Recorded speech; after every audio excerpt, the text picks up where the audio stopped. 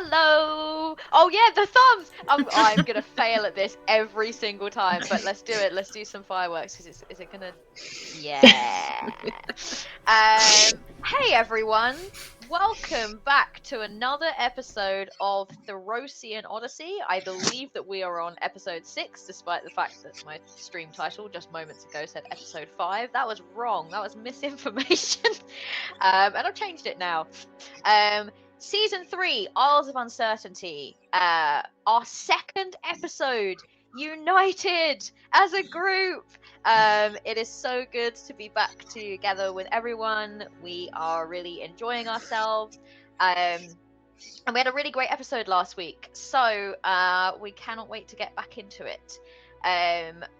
For those of you that might still be confused as to why we're here and not over on Girls Run These Worlds, we have changed over from Girls Run These Worlds, and we love Girls Run These Worlds very much. Thank you so much for hosting our first 2 seasons. But now we are a long-term, long-ass campaign. That's what we're going to be. As an epic Greek myth should be. Therosian Odyssey obviously takes place in Theros. If you are coming in here and you are a huge Magic the Gathering fan, just know that this is my version of Theros, so it might not be 100% compliant with the lore you all nerd out over, and I apologize for that, but you should see lots of recognizable elements. To start with, let's all introduce ourselves. I'm Kat. I'm otherwise known as the Law Mistress on the internet. My pronouns are she, they, and I will be your facilitator / games mistress today, and accompanying our lovely players on this voyage. Let's go round, and this time I'm not going to pick Lindsay first this time because I received that feedback. So Kumi, you are going first this time. Introduce yourself. Hello, I'm Kumi. I'm playing Kaluka, the barbarian. My voice is just a little exhausted today, so please excuse it. But I'm excited to finally get to the islands and explore a little bit. I've been working towards this, and I'm ready to lose my sea legs. Incredible. I'm sure you all are. Next up, Jen Burb. Oh, fuck. Hello. Hi, friends. I'm Jen. My pronouns are look. My pronouns are they, she. And I'm your friendly local half-elven wizard Estrella, who is going to be very nerdy, especially for this first island. And that's me. Fantastic. And moving on to Lulu. Hi, I'm Lulu. My pronouns are she, her, and I play Callista, the party's cleric who really wants to be a rogue, but she's not very good at the rogue parts of it. She is a fairly decent cleric, though. I really love how you embody Callista's energy by just always shitting on Callista's ability to be a rogue. Like, every single time, you're always just like, she's terrible at it. The trick is I'm just playing myself. You're not going to get better with that attitude. Oh, she has plans, though. Love it. All right, and then let's move on then. Last but not least, Lindsay. Hello, everyone. I'm Lindsay. I am playing Eva, your Kenku ranger who everyone thinks is a rogue, but isn't. No, Callista's convinced that you're a rogue. I think everyone's convinced. I mean, I think I'm convinced that I'm a rogue, but I mean, that's the joy of a Gloomstalker ranger, right? We got skills. I'm going to be real with you. I don't think that the people of Theros think in classes like we all do. They're not all sitting there going, that one's a real rogue. I think that they don't quite think like that. But if they did, they would definitely think Eva is a rogue, 100%. All right. Thank you so much for introducing yourselves. Before we get into it, let's just have a real quick chat about safety. As I say every week, Theros is rooted in ancient Greek and fantasy tropes. You will find the kind of things that you usually find within games and media of that nature. and there will be kind of, player backstories, character backstories that might be a little bit hard hitting. I'm not using discrimination or hate speech. No misogyny, transphobia, homophobia, racism, or ableism will be within this game. But during gameplay, some difficulties may come up. So if there's anything that you feel like, as I'm kind of talking, you're finding uncomfortable, or it's just you're not really got the headspace to deal with it, or it is particularly triggering for you, then thank you so much for being here. But please protect your headspace. Find somewhere else to be for a little while. So, with that said, how are we all feeling? Are we feeling ready? Ooh. Yeah, I want to know what that Just 14 that we rolled at the end of last session means. I believe that would be the island we ended up at. I know. Wow, is it? Well, I don't know. You tell me. All right, nerdy wizard, cracking the puzzle over here. Detective Estrella on the freaking case. Sure, yes, Estrella definitely knows that we rolled a dodecahedron and ended up with, or an icosahedron, sorry, and ended up with a 14, yeah. Yeah, Estrella definitely knows. All right, so with that said then, last session, you woke up from a shared, quite significant dream, found out that your lovely companion Onyx has disappeared off the boat and been absorbed by the mists of the Dakra Isles. No one knows whereabouts she has gone, and it's left you feeling adrift. That was a boat pun. Anyway, so just everyone likes boat. But more importantly, as we kind of came to the conclusion that we will just see where our adventure takes us, we found ourselves, as the sun is beginning to set over the Siren Sea, coming up upon an island. It is, I would not say that it is a lot. You are all used to obviously seeing like the massive kind of ever-stretching landscape of the Theros coast, if you have ever been out on the water looking at a stretch of land. So it's quite interesting looking at an island that has ends. It is not, I don't think, something that you would consider to be a large island. But it has many layers, lots of cliff tops, and it seems to who among you has proficiency with Arcana? Just Estrella. Okay, fantastic. How funny would it be if I didn't, though? I'd be shocked if you didn't. Disappointed, it seems ashamed. To just for a moment, Estrella, you get this kind of like you're very used to, you've been at the Decacia, you've been studying magic many years, you're very used to like the feeling of like being in a room with lots of people using lots of magic, and it almost kind of builds up this this sort of charge in the air sometimes, that you can kind of feel, and those that are sort of inclined to study or spent a lot of time around magic and know what to look for will kind of feel that charge and know when that's coming about. And here, as you're kind of approaching this island, you do get that same sense of like being inside one of the Decacia like practice arenas of just where there's so much charged magic and people are kind of practicing these really high level spells and things, and you just kind of, just for a moment, you're like, yeah, this is a very familiar feeling, and it seems to be kind of coming from this island. I will also say, Kumi, you will also feel something coming from this island. You might not know what it is in the same way that Estrella does, but it is the same feeling, what it brings back for you is that memory again of the first time that the energy within you sort of lashed out and almost hit your younger sibling, and ended up hitting your older one. That kind of unrestrained nature of it, you feel that kind of coming from this island.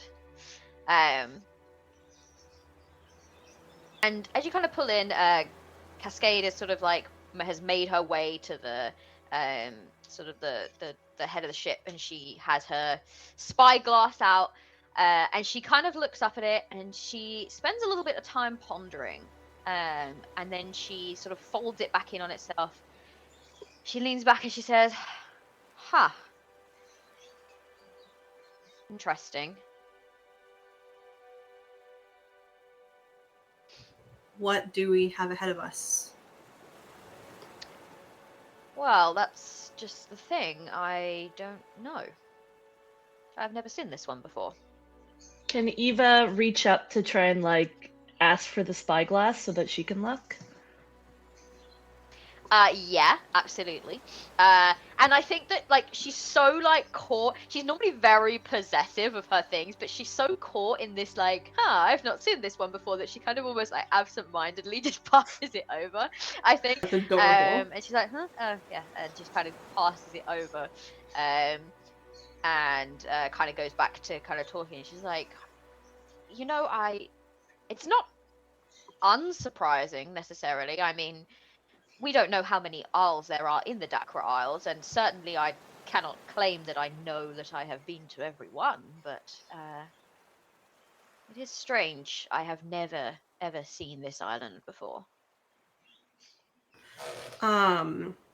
Wait, you mean to say that this island itself has popped out of nowhere? Was there an empty space here before? Well, the islands move anyway, No. so it would have been, right? Yeah, so the mists, they kind of will come up around us, and then when they dissipate, the islands have kind of moved around, and hence why my map is so hard to build, of course. But I thought I had a pretty good track, at least, of most of the islands here. This is an undiscovered one. And as she says it, you see the switch in her face from like that kind of like confusion to sudden like, this is an undiscovered one, and she's like very excited now. So she's just like immediately goes, we should prepare to land. We should check it out as soon as we can. We don't know when the next mists will come about. All right. Anchor's down. We're pulling in to the island, everyone. Real quick, I would like to have. Sorry, go ahead, Lindsay. I know you're doing something. I was just gonna say, because Eva got the glass, so Yes. Eva's gonna look at the island and see if I can notice anything. All right, make a perception check for me. While Eva's I doing wonder that- if Eva's perception is any good. Okay, I mean, my passive perception is higher than what I rolled. I rolled a 14. Oh, Ooh, okay. No, I said, hey, you know what? Yeah, I need to. My passive is 22. We're on my channel now. I need to lower the expectations, because right now I do feel like we all think that unless you roll a 25, like it's useless. Okay, look. To be fair, like my passive investigation is a 23, so like it kind of is disappointing. I understand. However, I think so. Eva, you kind of get hold of this spyglass, and in this moment, you're kind of quite excited. I feel like this might be something that you do quite often. Is just kind of put your claws or your talons out and hope that someone will pass you the thing. And it's not often that it works. People are normally like, "Oh, what do you need it for?" Or have more questions than this. So to get hold of this spyglass from Captain Cascade, like the person on this ship that probably is the one that has literally the most wits about them. Who's just kind of like so absent-minded right now. This is a rare moment of celebration for Eva, so you're not quite as like focused on the island as you might usually be. However, what you see, you can see quite clearly that there is a kind of bay that seems like the natural place for the ship to kind of pull up, I guess. The island is made up of a lot of sort of like dunes and jagged cliffs. It doesn't look like it's very easy to kind of it's not like the cliffs are flat on top and joined together. It's like lots of like jagged points. Just from the angle that you're at with the 14, what I will give you is you can also see in the distance, sort of around sort of to the side of the island, there does seem to be some large object that doesn't quite fit in with kind of the colors of the rest of the sort of like cliffs and everything like that. It's massive, but it does stand out to you. And whereas all the other kind of cliffs and the dunes look very like either like sort of small hills or a bit more jagged, this thing looks like it's made up of much like sort of thinner, like almost like tendrils, I guess. It's a very, very dark brown, whereas the rest is very like sandy, white sands, like holiday destination. But this is a very like this stands out. Beyond that, you can see that they're kind of like the straight ahead of you, the cliffs sort of narrow in, and there is like a path that it seems to lead down, but you can't see where that goes from here. Can I send Flitter on a reconnaissance mission? Yes, I was just gonna ask the same thing. Oh, okay. What, to see if Flitter can go? Absolutely. Yes. I would like kind of like a literal bird's eye view. I'm looking to just have her do a pass around the island so I can see through her eyes. I don't want her to go in anywhere like I don't want her to go in anywhere. It would just kind of be a bird's eye view. Around the outside. A pass around and over, depending on the size of the island. If it's like a massive island, then just around. But if it's small enough, a massive island. Yeah. No. Okay. So yeah, I think a quick little perimeter. And if she sees anything that appears populated or anything that appears to be a giant fucking honkin' something crushing trees and killing things, then I want to know about that too. Sure. Could I also add to that? And while Astria's little bird flies out to the island, and as we're approaching shore, can I play the bagpipes and give bardic inspiration to Flitter? You can. That's so really cute. So hear me out, Flitter, chirping along to the bagpipes. Oh, okay. Yes, you can absolutely do that. So you can give bardic inspiration specifically to Flitter. Cool.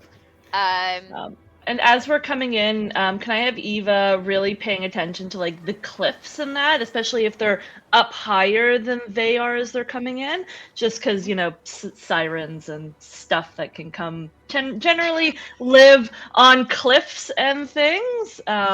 Eva's just going to be on alert. Okay, I'm going to give you your passive perception for that. Okay. You're kind of just... I'm not going to make you do another active perception check. And she's actively looking for like sirens or you're looking for movement or looking for signs of like something that's maybe a bit bigger than like birds and things. Yes. Yeah. Cool. I'm on high alert. High alert, Eva. Are you up the crow's nest or are you I'll be down with everyone else, but like I am like focused, like almost possibly in like a bit of like a trance state, like focusing and perceiving the cliffs. Got it. Cool. So, Flitter. Okay, so Flitter has to roll me a perception check. Okay. I actually want to ask you. There is no sparrow stat block. So I'm gonna let you pick the options I have for birds. I don't think owl is appropriate. I don't think bat is appropriate. There's raven and there's hawk. I think we used hawk before because we were like, I'm sure that Flitter considers herself a hawk. She absolutely does. So let's go with hawk, but just bear in mind it's tiny, doesn't have like the attack power or anything. I would like, just just for like the base stat block, yeah. Cool. All right, so I will use a perception hawk. I am going to claim my advantage on perception checks that rely on sight because this is a purely sighted mission. And don't forget the bardic inspiration. Thank fuck. Is that what, a D8 at this point? 1d6. I cannot hear you, Kumi. A D6? D6. D6. All right. So I rolled 2 11s, so 13, 16. It's kind of garbage, but at least she gets closer. Did you say 16 is average? Yep. No, I just said garbage, but yes. Only Estrella would think that that's Clearly, we garbage. need to drop our expectations. Clearly, we need to drop I know. expectations Okay, here. in my defense, my Pathfinder game is on hiatus, so my numbers are going to start going down over the summer. All right. Okay, yeah. So with a 16, yeah, you're gonna see some stuff. Let's say you do a pass around the island first. Which cat is that? Is that Milo? That's Milo. Oh, okay. Oh, Hey, big boy, come here. I knew that wasn't Millie. So, all That's right. this So big boy. you make a pass around. Oh, kitty. Oh, nope, he wants Oh, food. Milo's getting big, you know. Anyway, Right, yes, the make a island. pass around the island. Yeah. So and I will say that it's not a huge island, but obviously it will still take a little bit of time to get round it.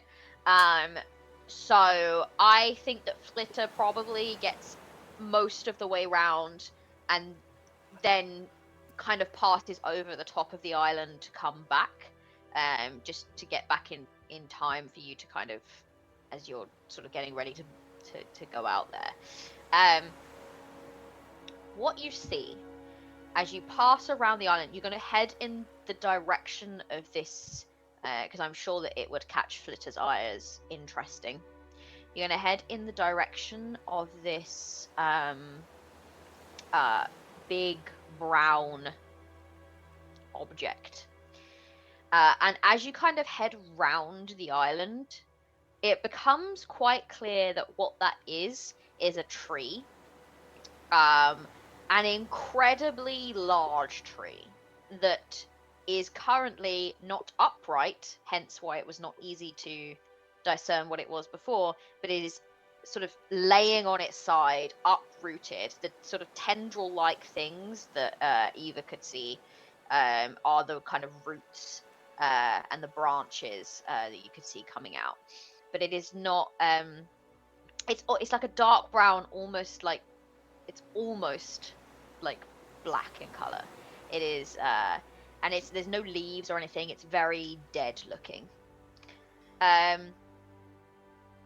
That's the main thing that would catch your eye. Does this tree appear to be dead, as in, like, you know, got like rotten, dead as in at some point it burned? Is there any way I can tell, like, a general measure of, like, why it is in this state? With a 16 as your perception check, I will give you that it doesn't look like it got burnt. No. It looks like it fell, quite honestly. But that with a 16, what I will give you is that there's a lot of roots there. It would take a lot to make that tree fall. It is not, you know, like a stump that's still rooted in and someone's cut it down. It has, like, This thing is uprooted and fallen on its side. that would take a lot to get that to happen.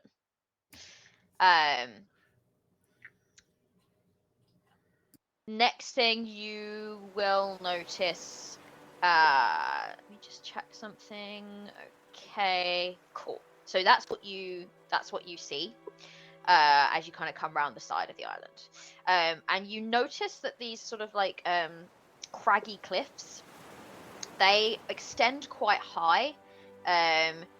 So Flitter has to come up quite high to kind of pass over the middle of the island.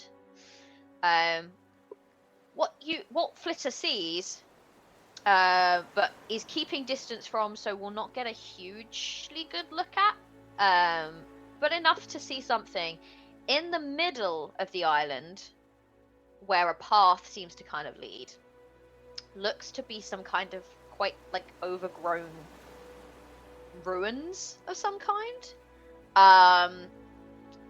Not like anything massively. I can see an excited look on all your faces.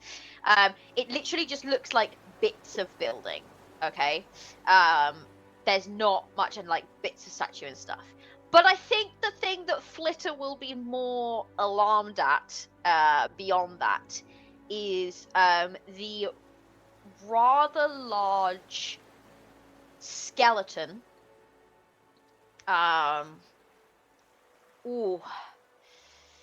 If we were to put it on a D&D size scale, it would come under Gargantuan for sure. It's a dragon skelly.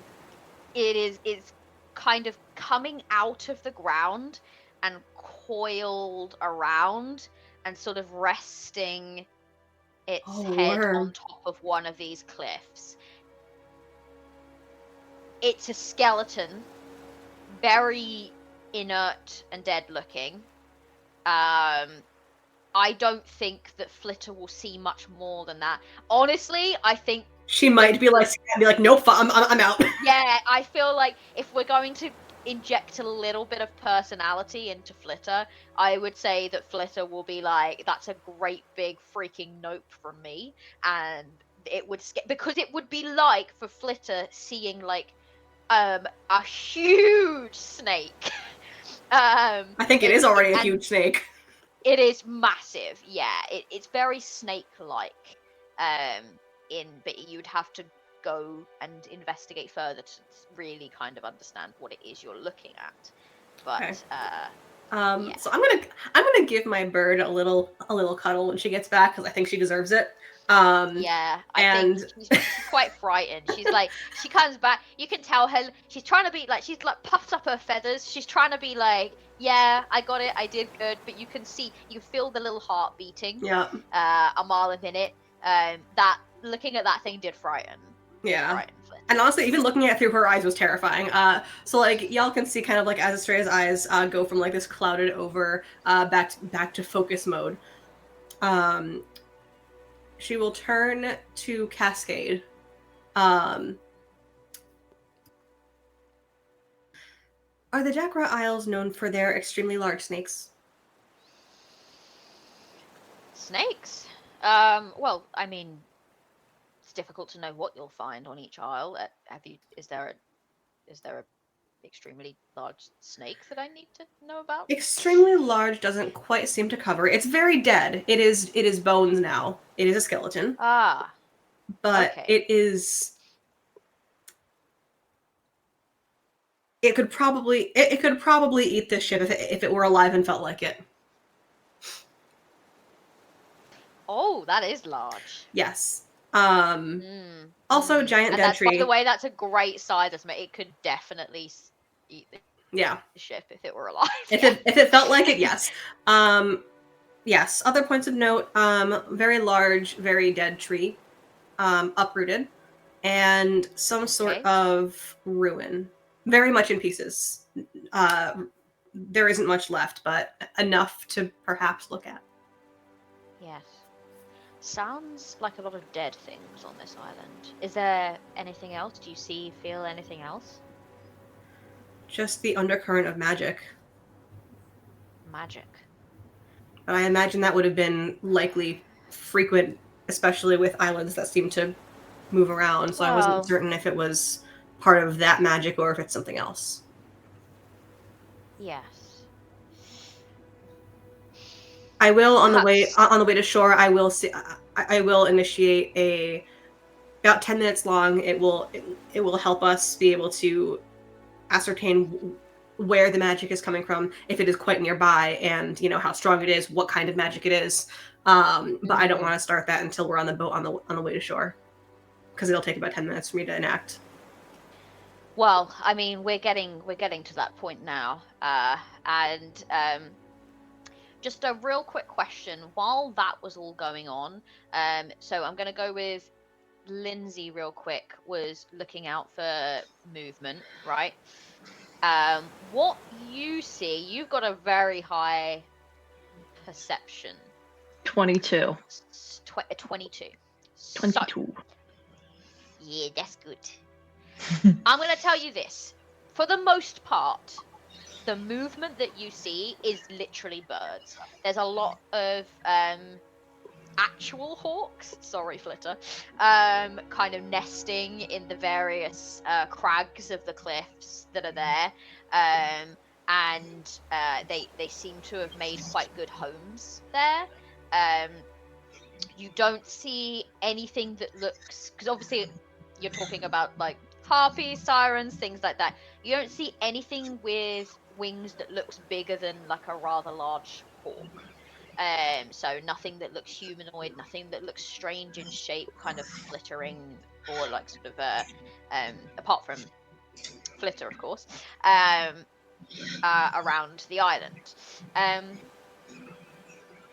For a moment though, because it's a 22, on top of one of the cliffs, for just a second, you think you see a humanoid shape flicker into some kind of like almost slightly distorted, and it just sort of like flickers into being for a second, just sort of standing watching, and then flickers out again. It's difficult to know whether it's sun glare or whether it's because you're looking for something and you've eyed up some kind of, but just for a moment, because that's a very high passive perception, you see something that resembles a humanoid shape. It is not defined humanoid. It was kind of like a vaguely humanoid shape, just sort of flicker into existence and then out again within a second. Mm-hmm. At any point, do any of like the hawks like come close-ish enough to the ship that I could yell at them? I would say that the ship is dropping anchor a little out from the island.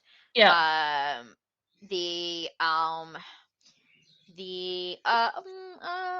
Okay.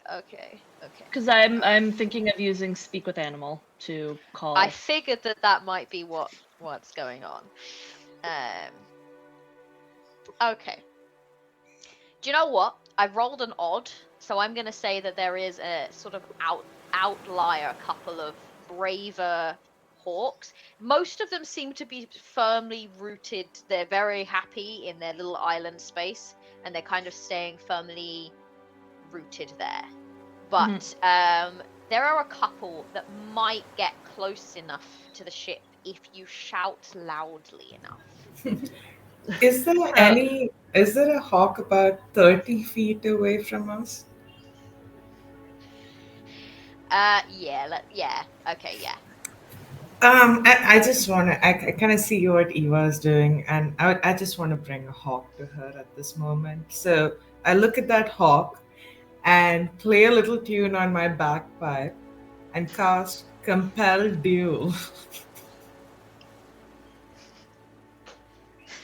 So you're gonna get a hawk to come and try to engage into combat with you. Is that where I'm and going? And then catch it. This poor hawk. Okay. Poor Flitter about to see this hawk barreling at us.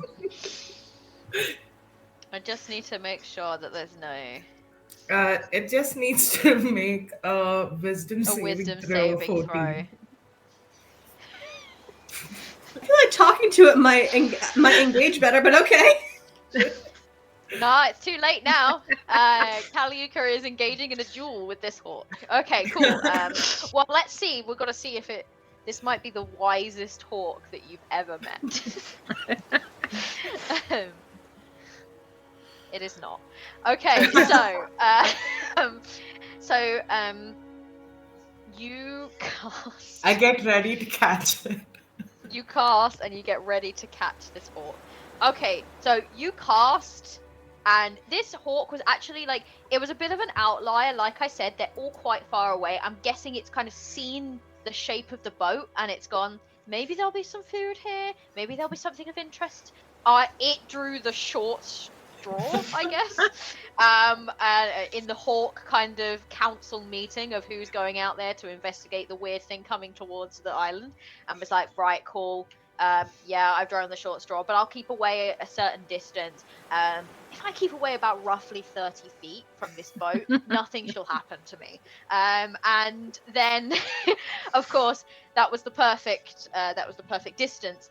And you cast, and immediately this hawk that had been kind of like sort of sailing on its wings in this slightly relaxed way, suddenly screeches at the top of its little lungs and comes like diving toward, like it thinks that Kaliuka is a mouse and it has just pinpointed in, and it's like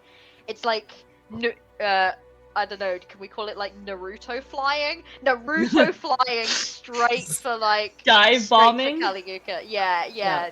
I like my version better. Naruto. I'll take it. Yeah, dive bombing. It's dive bombing straight towards you, Kaliuka, and you want to catch it. I think if Love you Callista so much. sees this hawk dive bombing towards Kaliuka, she's gonna jump in front of her, not knowing what she's doing, and raise her shield over. Of course, Kaliuka's much taller, but she's gonna try to protect her from this hawk that is dive bombing in. I'm gonna just put this expectation out there. I am not about to send us into combat with a hawk. I know, but Callista doesn't know what's going on, so. So let's do. So you're kind of running in front, shield raised. Mm-hmm. What's your AC with the shield raised? 16. Okay, so the hawk goes. I don't have my thumb up. The hawk goes straight in and just clonks against this shield.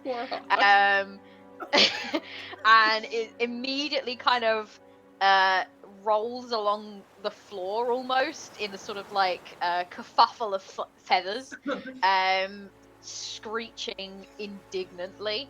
And it's still compelled though, so it's going to immediately go to attack Kaliuka again. Are you trying to catch it? You said. Yes, I'm not going to be too aggressive with it, so I'm not going to squeeze too hard, but just to stop its momentum. I would love to say no animal cruelty, of course, but we have already had some animal cruelty with a hawk going straight into the shield. So you are going to... It's going to try to get at you again. And you are going to attempt to grapple it, I suppose. Because hawks are actually quite large birds. Depend on the kind of hawk, yes. Estrella gives up on the mission and goes home. This one is a pretty Okay. large. Estrella just goes home. I mean, sure. Yeah, go on, turn around then. Off you go. We're all trying to be helpful.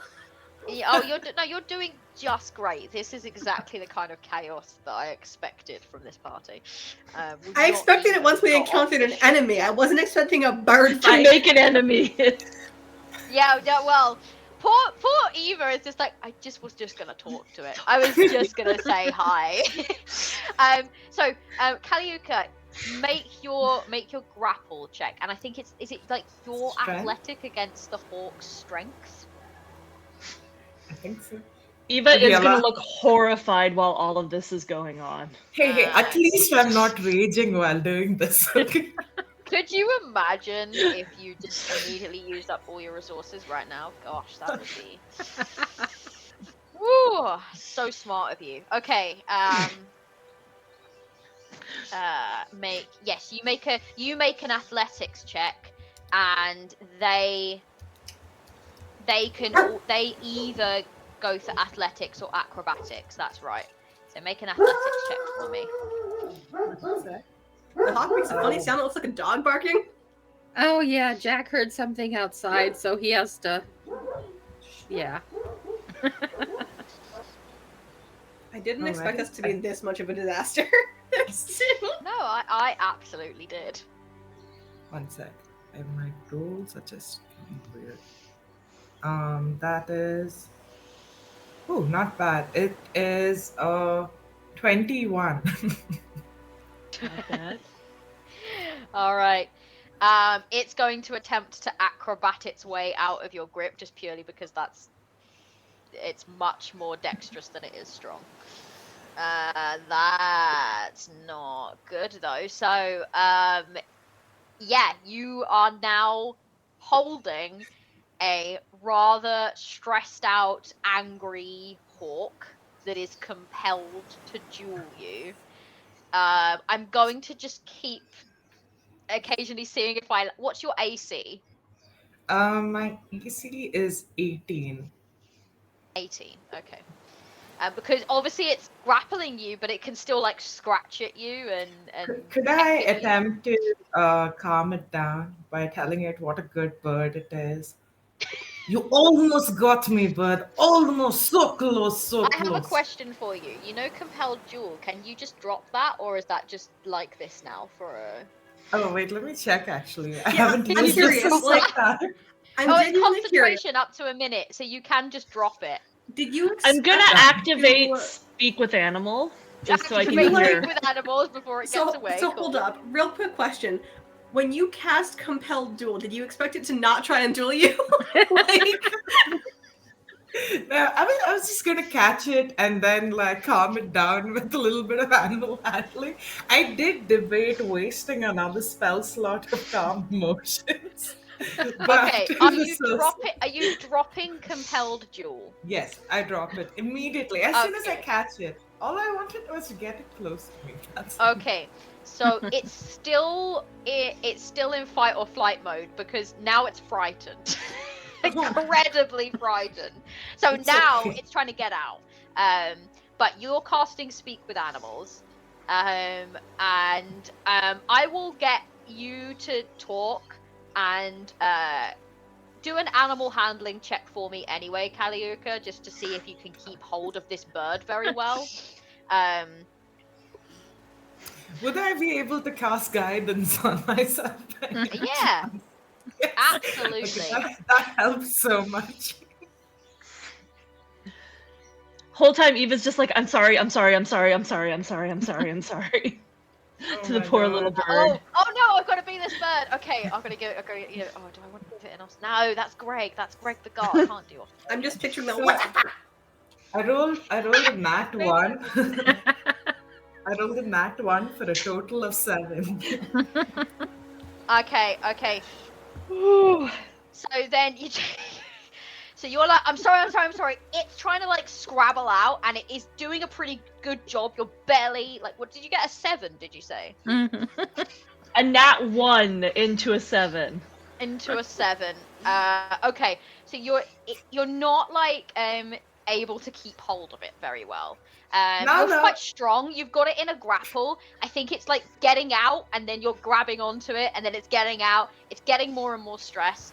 But you're trying to say I'm sorry. And it's just like, oh my god, what is going on? What is going on? Get the heck off me! Get them off me now! I can't speak to animals. I'm like, I will release you if you No can't. idea. You're just hearing a lot of cawing. But you can hear that, Eva. Yeah. Yeah. I'm sorry. Put it down. And Eva will switch to common and tell them to put it down, put it down, put it down. I hold this hawk like a chicken and just like keep it on the deck. I think it like shakes you off and then like lands on the boat and it's looking straight at you. Even it's like, oh, you're sorry, are you? You're sorry, are you? I'm gonna throw Yeah. some jerky at it. It's like jerking its head around in the sassiest way. It's like, you're sorry, are you? Sorry. Your friend's Sorry. got no manners. You know that? Yeah, I know. I am painfully aware of Can't that. What the hell This is did it do to me? I cannot believe this is the charisma face of our party. Absolutely great with people, terrible with the animal kingdom. Eva will go and pick up the jerky off the ground and like offer it nicely as a gesture. The jerky. Okay. The jerky. It's just like, And Sparrow. it just wings on. I love. I'm just sitting in the chat. Wings on hips. Wings on hips. It looks at you, and it's just looking at this jerky. And it's just like, what, poison or something? No, Eva will take a nibble of it with her bird face and be like, it's bird good. It's good. Yeah, I'm quite hungry though. Just like leans forward and just like grabs it. Ooh, And actually, then it kind of looks at you and goes, well, you got my attention. I am sorry. I just wanted to talk. I did not expect that to go on. I just wanted to talk and ask you questions about the island. Because I've seen you, there's a good colony of you guys, and I was watching you guys fly around, and wow, you're so talented, you're so amazing in the sky. I can't even fly, so like, I'm like so No, inspired I don't know if I by have you time right for all now. this because I've got to go back Okay. and warn my friends that you're on your way because you're very That's fair. dangerous. That's fair. We don't want to be dangerous. We're worried that there's dangerous things on the island. So that's what I wanted to ask you, was is there's anything dangerous to be scared of on the island? As I was watching, I saw some like humanoid flickering, and I didn't know if it was just my bird eyes not seeing things properly, but you know, us as the superior, you know, vision race, I thought to speak to another bird to make sure my vision was actually okay and that I actually saw that. Oh well, So yeah, you're there's, you gonna- know, Trying there's to things praise like the you bird. over there, like, but you know, sometimes they're there, sometimes they're not.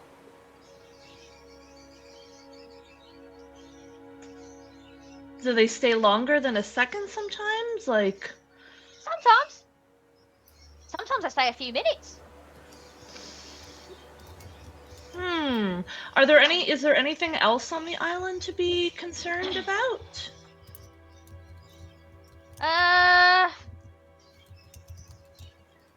Not really. Okay.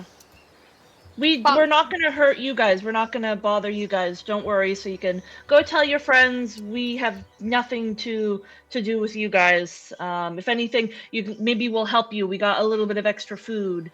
We can help a little bit, but we're just gonna go explore the island and hopefully there's nothing dangerous. Then this bird kind of just is like listening and just keeps like looking back at the island and then kind of like clocks the sun and then goes, oh well, not really right now, but like when that's gone, maybe. Anyway, see ya, and then just kind of flies off. oh wait, Eva. Can you let them know that if they see a sparrow, to spread the word to please leave the sparrow alone? In exchange, we can arrange some sort of deal. It's where we gone. can get them some The food. hawk is gone. Just Eva will turn to Estrella and just kind of shrug. Well, okay. So, a quick debrief because I feel like it's in order. Oh my god, look at Estrella getting all into debrief mode. Like, everyone, gather. Eva will, with what she knows, just kind of like steeple her talons and wait for Estrella to talk before she adds her little tidbits. I think Cascade is going to be like, is this just a you guys debrief, or is this an everyone debrief? You're welcome in.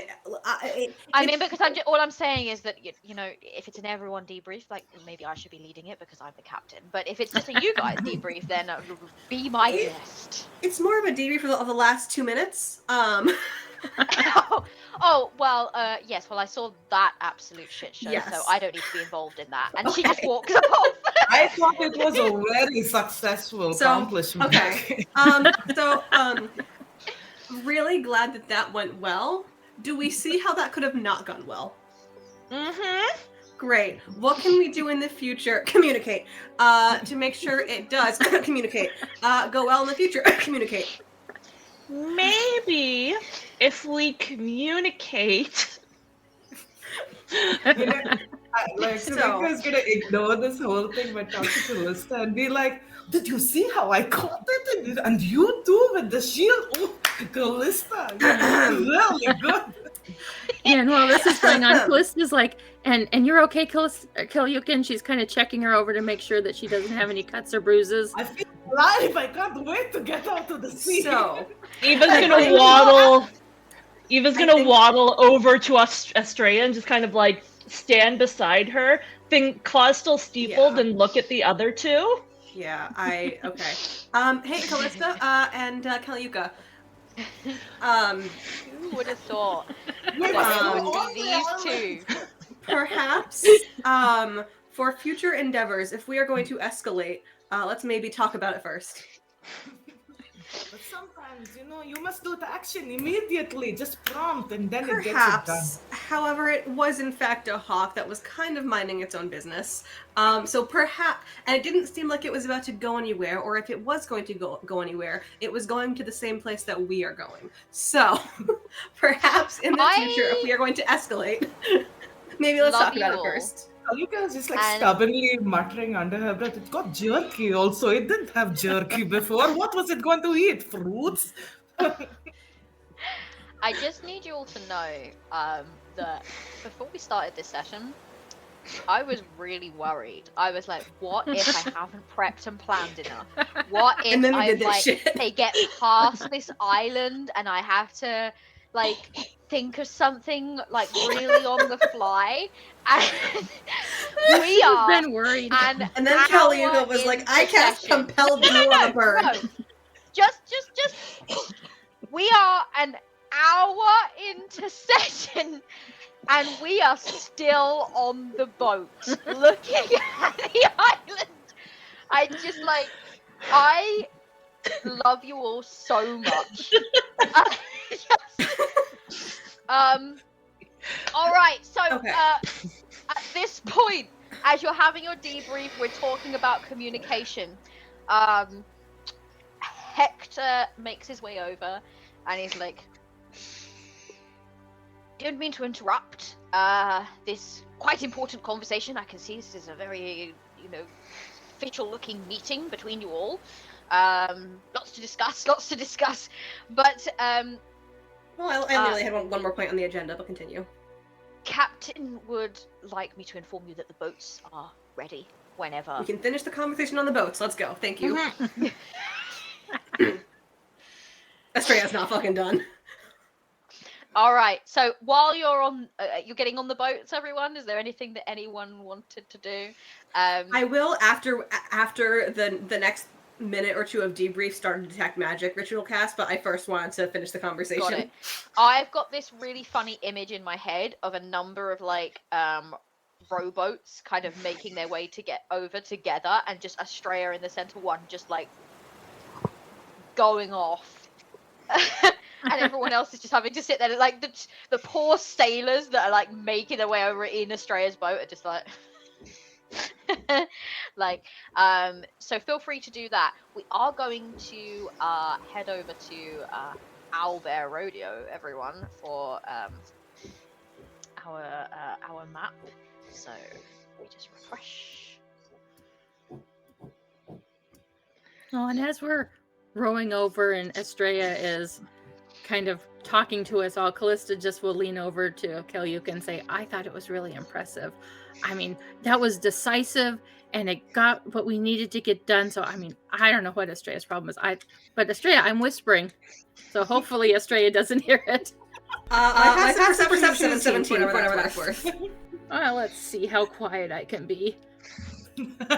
Well, I rolled a 9. Let's see what my stealth is. Oh, you're a rogue. You're great at this, right? Yeah. Oh, sure. 9. So I rolled a 14. So yeah, you do overhear a little bit of it. Estrella will will not take hear your your personally. name. I don't know what Yeah, the fight you was would about. definitely hear your name. I think like you would hear like I think you would notice it because that's the sentence that Callista tries to be even quieter. Yeah. And then it's like okay, that's it. I need to pay attention to it, and you just hear like, I don't know what Estrella's problem is. Like, She would have been much nicer about it than that. But so okay. To finish the debrief, and then I walk into Magic Land. It was low stakes because it was a hawk. That can't happen. On a serious note, that cannot happen if we are going up against Lady Helene, if we are going up against Ulysses, that cannot happen. But Estrella, compelled duel will not work on them. Irrelevant. So Eva will just kind of like politely put a feather up and just wait to be heard. It's the only boon I got from Eros. I feel bad if I don't use it once in a while. I hear you. However, I do want Eva also to be able to explain what she was thinking because it seems like we had a breakdown in communication, and that cannot happen. It's one thing when it happens with a hawk, it cannot happen with the objective of this mission. Eva, go ahead.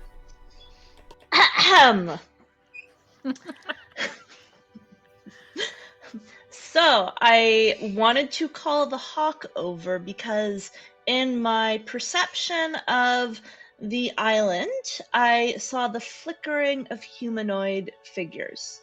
They kind of just come in for a second and then disappear. So I thought by calling the hawk, I'd be able to ask it questions in regards to more information on this. But the hawk was very pissed off because of the circumstances, and the hawk did not wish to communicate freely with me, even with bribery. So that is where this possibly was a breakdown of circumstances. And Eva's being like very, very articulate, and you guys she's not normally this articulate. But before the hawk left, it did mention that there's nothing on the island to fear yet, while looking at the sun. So Eva has some concerns that things possibly might come out when the sun comes down, and I do not have a good feeling. But I couldn't ask anymore because the hawk was very mad. Everybody cares about the hawk's feelings more. What about Kalioka's feelings? I appreciate that you were trying to help and that you saw a problem and you went for it to try and solve it. So I appreciate your thoughtfulness towards it. It's just not what I would have done. But I appreciate you and your skills. But talking about that magic on the island, I do get what you're feeling because there seems to be some sort of wild arcane magic almost. Do you feel it? Like there is feel it too. I've only really felt it each time that I go into rage, and I am going to blame it completely on the island for my poor choices in the last couple of minutes. It's just island fever, you know. I saw it, I saw land. It affected my mind. I mean, maybe I can see that. Let's just Yes, it was definitely all the island. I didn't get Yes. you to roll a single saving throw. Roll a deception check for me immediately. Oh my god. That's the one charisma check I'm worst at. Let's Here's see the what thing, Estrella knows my it's bullshit, she's not even passive gonna try. 20 insight. Yeah, Okay, good so- luck. I need to get a 16 at least. I've got the sweet 4. Incredible. All of you, in case it wasn't obvious, Kaliuka lying out of Bullshit, it. yeah. Eva is still gonna, to make them feel better, just be like, okay, I believe you. They don't, but I believe you. I believe that you believe it. There we go. Incredible. But let's try and Incredible. make sure that in the future we are better at communicating our intentions, especially if they are inflammatory or escalatory in any way. I'm gonna go into magic mode for a few minutes. I just want to be able to keep an eye on any kind of magical energy that's coming out of this place. So if you need me for the next 10 minutes, don't. Straya. Incredible. I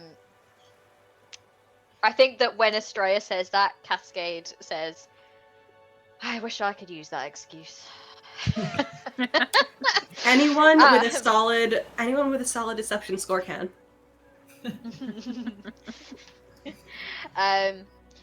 All right. So you are kind of in your boats. You're drawing up to the island.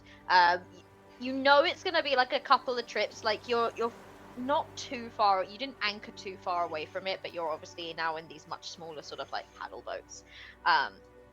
It takes a couple of trips to get everyone over, and you were kind of like the first landing party, as it were.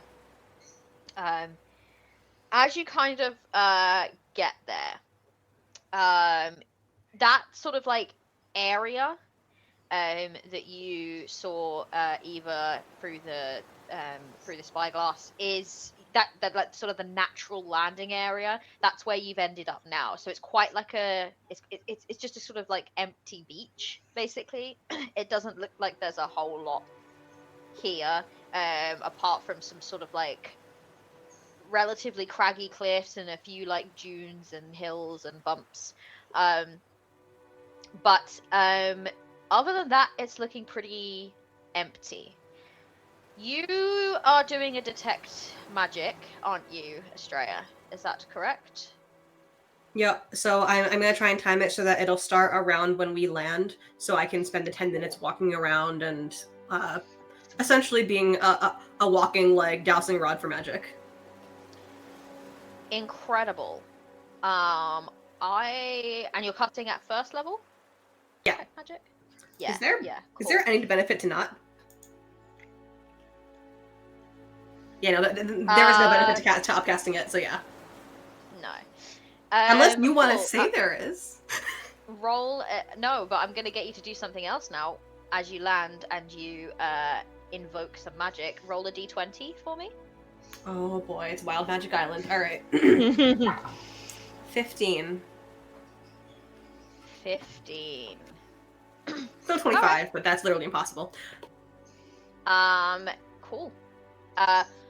You are an arcane expert. You feel for a moment as the detect magic comes up, and you are literally detecting the magic around you, that your magic almost connected in a strange way with your surroundings. But it didn't. And then your detect magic comes up.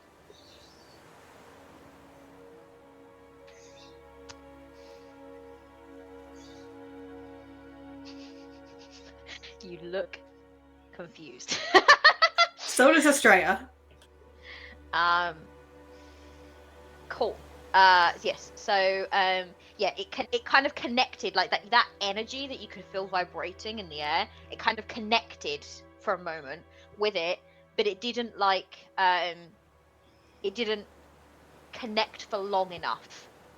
But it was almost like it kind of created a little ripple sort of thing. You kind of touched upon something but didn't pierce it, as it were. And then the feeling went away, the sensation went away. Now your detect magic is up.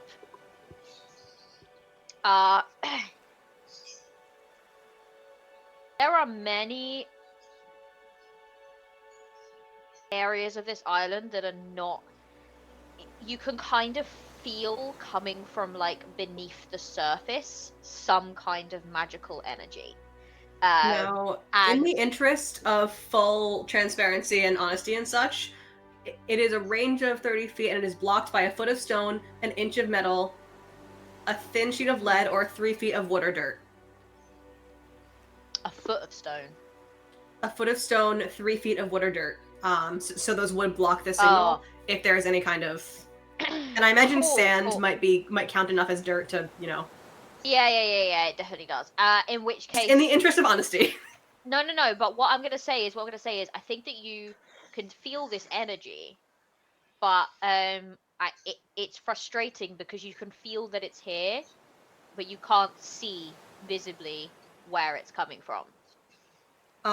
What is the School of Magic? It's every school of magic. Chopping and changing and fluctuating, and Yeah, that's just Astra's weird. eyebrows just keep going up. Yeah, it's a fluctuating school of magic. Is Cascade here yet? Yeah, Cascade is just kind of like got onto the shore. She's barking orders at everyone, and she's actually kind of like making her way over to you because she knows that you are in the process of doing a thing, and she's like, okay, hit me, what have we got? Well, Kaliuka has described it in, I think, a better way than I can as far as what the magic feels like. As far as what the magic is, there is no single school of magic, it's all of them. The plot thickens. That's her attempt to kind of make out as if she's very knowledgeable. Oh, she wants to make out? Alright, yeah, sure. Whoa. Like, she's trying to pretend that she's way more knowledgeable about magic than she actually is in this moment. So she's just like, oh, right, yes, that's interesting, in that kind of way that people do when they're just like, okay, what does that mean? Like, So I'll turn to Kaliuka, because I don't want her to I don't want Cascade to be like, oh, she thinks I'm stupid. I'm gonna turn to Kaliuka and I'll be like, for reference, you know how every spell has a school of magic, what type of magic it is? I cannot identify a single school. It is all of them at once. It is all the types. I just want to ask a quick question. Can everyone else see Kaliuka? Yeah. Because I think we've... Mm-hmm. Oh, okay, I can't see or hear. We've lost Kaliuka. We've lost Kumi. Ooh, that's Actually, yeah, I've lost Kumi too. Oh. For once, I can see and hear her. Really? Yeah. Okay. Okay, it just... no. She dropped and then she's like not come back on. Yeah, Kumi, I'm gonna have you just refresh your page for me. And I only realized that no one else had realized when you were like, I'm gonna turn to Kaliuka, and I was like, oh well. I can see her just fine. I don't know what the heck happened. She's not on the stream right now. Yeah, no, exactly. There we go. There we go. She's back.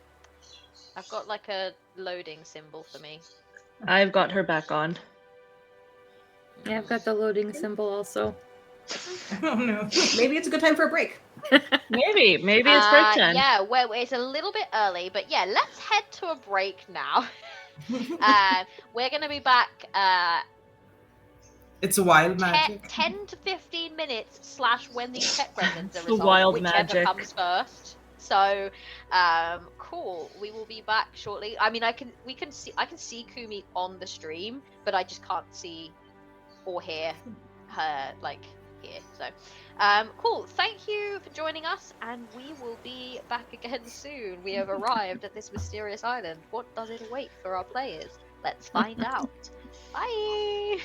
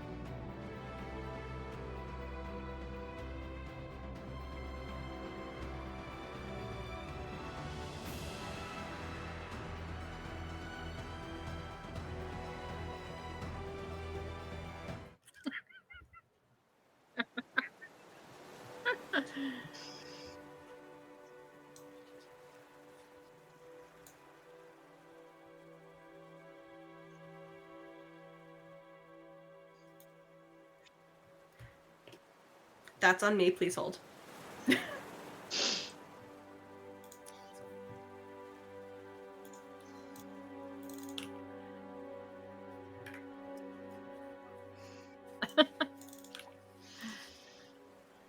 That's on me. My bad. Please hold.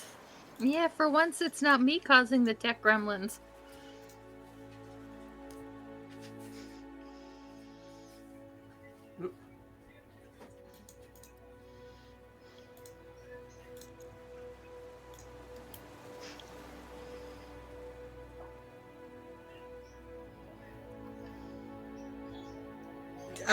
I'm back.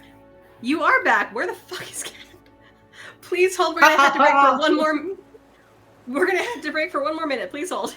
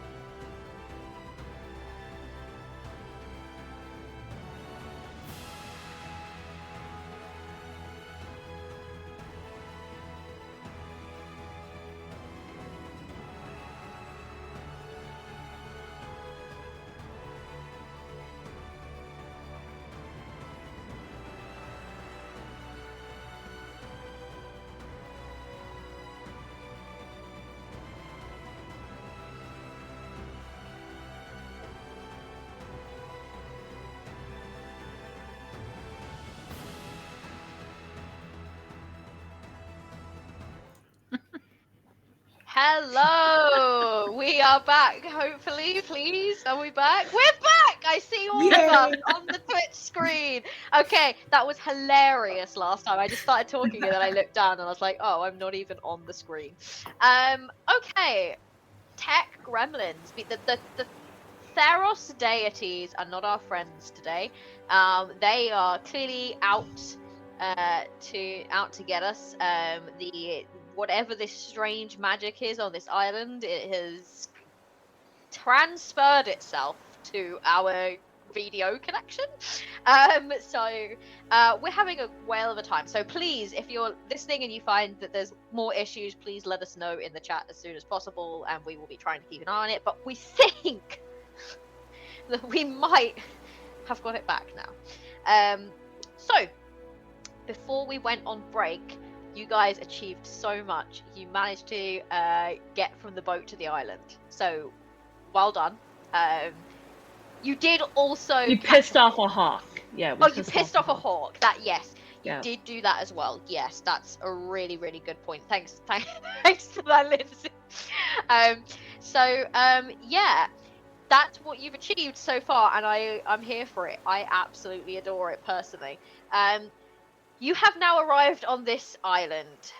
You are in this really quite large open space. There's a couple of dunes that are kind of obstructing your view. You'll have to go a little bit further in to see everything. But at the moment, this area of the island, as well, Flitter will have picked this up, looks to be the only real, like, flat area of the island, apart from maybe this area in the middle. With the scary skeleton. Everywhere else looks to basically be sort of rock, craggy spires, the homes of the hawks. Speaking of the hawks, they are making an absolute ruckus above you. They're clearly deep. The Hawk Council is deep in session. There is a huge debate. You can see they're kind of like flying around. They look aggravated that you are here, but they're not attacking. If anything, I think that they look like they're just kind of like, as long as they don't come up here where we are, then that's the kind of like the vibe that you're getting. How long does your speak with animals last, actually, Lindsay? Let me double check. It is, I think, 10 minutes. 1 second. I'm gonna move things around so I can get to I can't remember if it's 10 minutes or an hour. That's why I'm asking. Right. Is it an hour? I think it's an hour. It is 10 minutes duration. Oh. 10 minutes. Okay. Yeah. I didn't know that. For some reason I thought it was an hour. Same. In which case you can't understand them anymore, because it would have been quite a bit past 10 minutes at this point, I think. But you can get the vibe for sure that they are aggravated and tense, but they are wary enough that and you know, perhaps as much as magically that one hawk might have been compelled to be exceptionally aggressive for a moment, like because it was magically compelled to be so. That's not normally their style. So they're not like gonna go straight for let's attack these interlopers. In fact, they clearly understand that at least Kaliuka has some form of like something that makes them do things that they don't want to do. So they're like quite like they're keeping well away. With that said, Cascade kind of walks over. You're in the conversation of like what's going on with this island, and at this point you've discovered that there is some kind of magical energy here. Estrella and Kaliuka can definitely feel it in the air, in slightly different ways. Estrella has now cast some magic and had a moment where she almost connected with something, but it didn't quite happen. But there's a sex joke there somewhere, I swear. But maybe we should just not make it. I made it by saying it, so there, that's all I need. And yeah, and I think that like Estrella at this point, do you know what? Estrella, roll me an Arcana check, actually. You're very well read on magic, so maybe you would know a little bit about what this could be. That is decent, a 21. A 21. Alright. So that's pretty good, yeah. That's, I can't believe that you've got me thinking that 21 is just decent at this point. Well, to be fair, the die roll was a 13, so... So, yes, you studied at the Decacia, let's say in your 4th year, because you were there for a while. You studied, kind of, you know, you have your classic schools of magic, but there are obviously different types of magic, and you actually did take a class that talked about the raw magic of the Nyx is in its prime chaotic, and what wizards and any casters end up doing with it is kind of mold it into order in order to serve a purpose. There are areas in Theros, and clearly here as well, that are kind of almost like polluted or infused with, if something happened, some big chaotic, almost maybe calamity size event happened, it can sometimes create these like huge areas of like this raw magic that is difficult, nigh impossible to tame. What that just means like is the Isles themselves, perhaps. Perhaps. And do you know what's interesting, actually? And I think that this will bring you back to a conversation where you talked with Captain Cascade and you said, hey, why don't we follow the chaos? And what you have now found is an island that is essentially chaos. It is got this really chaotic magic. You can feel its energy. And that would explain why you can feel all the different schools kind of twisting and weaving, and it's difficult to grasp on any of them. What I will say is, while any experience you've had with this kind of thing in Theros might be that it's quite, if you were to cast in the vicinity of this thing, you know that there's a chance that the magic can, like, your magic and the chaotic magic can like spark off each other and create some unpredictable effect. Right. And I've established that a first level spell probably is not enough to spark that. Right. Except what you kind of feel is here it's working a little bit different.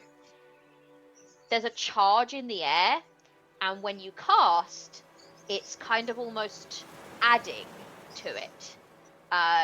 And I think that with that high number, you could probably get around to slightly predicting that essentially the more magic that you guys cast, the more likely you are to see some of these effects take place. Because whereas even in other times that you've come across this magic, it's a very like, oh, it's like a one in whatever chance that it might happen. It's quite a low chance that it will like actually connect in that way. Here you can feel almost like your magic has been absorbed into the chaotic magic in some way, and so it's going to increase the chances each time that happens. Oh, okay. So it could be like accumulative. Every time someone casts magic, they're more and more likely to spark this thing? Exactly. Okay, so I'm actually going to scrap what I was going to do, which was cast more magic. Or you could cast more magic. It's not necessarily going to be a bad effect. Right. And it's like, I do want to try something. Unpredictable effect. I do want to try something. I would like to pull up Dancing Lights. I want to try a cantrip and see if that rubs up against this spark, if it is enough magic to add to this like building magic-gasm. You pull up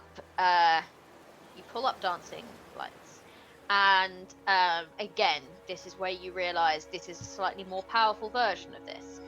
Now, I'm not going to make you roll a dice. It's not enough energy to connect with it in a way that will bring forward one of these unpredictable effects, but it does add to the charge. Yeah. Okay, so I'm going to turn to everyone on the beach. Show of hands, who has any sort of magic that they can cast?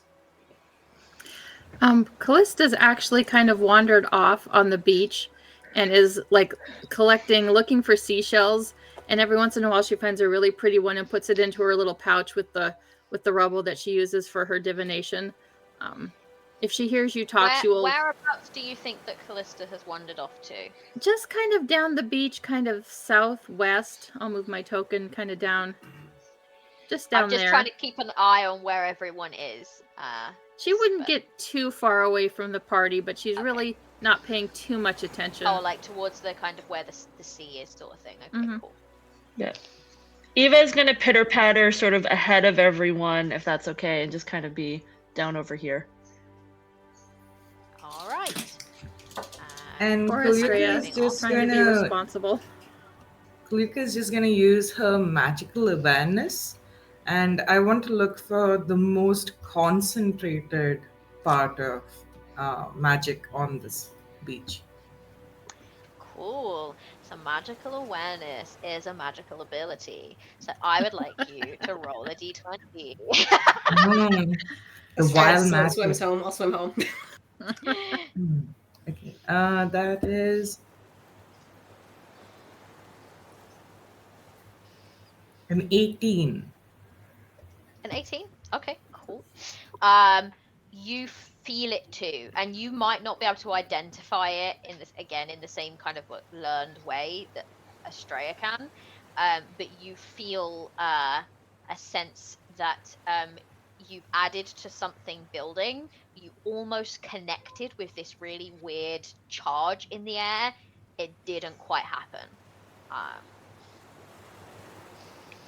Okay. Eva will use Mage Hand to raise her hand.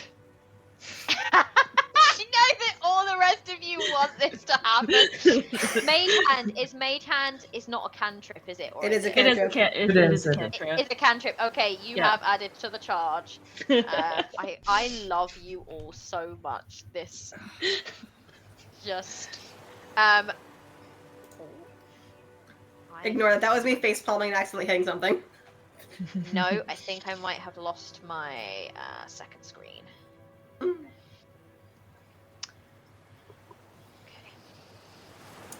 It's one of my Krupik's abilities.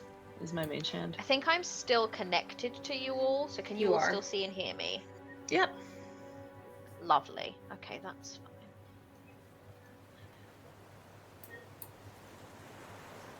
Just find the window where you all are. There you are. We're hiding. You're hiding. Apologies. So yes, you use your Mage Hand, so you have connected to this magic, but it's not activated or done anything. Does anybody else raise their hand? Mundanely or magely? I think that what you would all notice as you're kind of doing these like things is Estrella keeps going to talk and then cringing and being like like I think there's like a real sense of like no, oh wait, like it's just like just like she seems on edge. And I think that the rest of the crew would like be around. And Hector, by the way, while everyone else has walked off, while you asked who here casts magic, Hector's gone, I do. I cast magic. For the first time, and probably the last. Hector is my favorite. Okay. Here's the deal. This island is made of magic. It is chaotic magic. There is no single school. I am getting pings from every single school of magic, which means that this is likely outside of the schools of magic. So, what I am noticing, and I am sure that Kaliuka and Eva can relate to this because you sure did cast magic immediately. Every time we cast a new magical effect, there is something happening. There is something trying to happen. I don't know what it is. It is unpredictable. I don't know if it will blow up the island. I don't know if it will shower us in a rain of petals. However, if you are able to avoid casting magic when we are not around, okay, please do avoid casting magic. If you absolutely must, I would strongly advise that you do it at least 30 to 60 feet away from anyone else, just in case something awful happens. Only one person dies. 30 to 60 feet away from everyone else. What Paul, time you're of the having this day is com- it? It is Sorry. sunset. It is sunset, so Sunset, it's coming okay. towards nighttime. While you're having that conversation, I have noticed that Kaliuka and Caillou just seem to have like wandered off a little bit. So I don't know that they heard all of that, if any. But you're doing like a magical awareness thing, are you not? Yeah, so I'm just trying to look for because Eva said that there was someone watching us from the hill. So essentially, I'm trying to spot them so that I can cast message. I love it. You don't see. Roll a perception check for me. Got it. Eva's gonna follow after them to make sure that they don't get into too much trouble. That is a 17. All right. 17. You don't see anything in terms of like a humanoid figure at all. The where Eva did see that like flicker is, so you see like on the left of the map there's kind of like a pathway. That's kind of like a sort of crag a little bit further down there is where it was seen. I will also say that is the direction that leads towards what you all now know to be a giant tree. The one on the south of your map currently is what leads towards Scary Skeleton.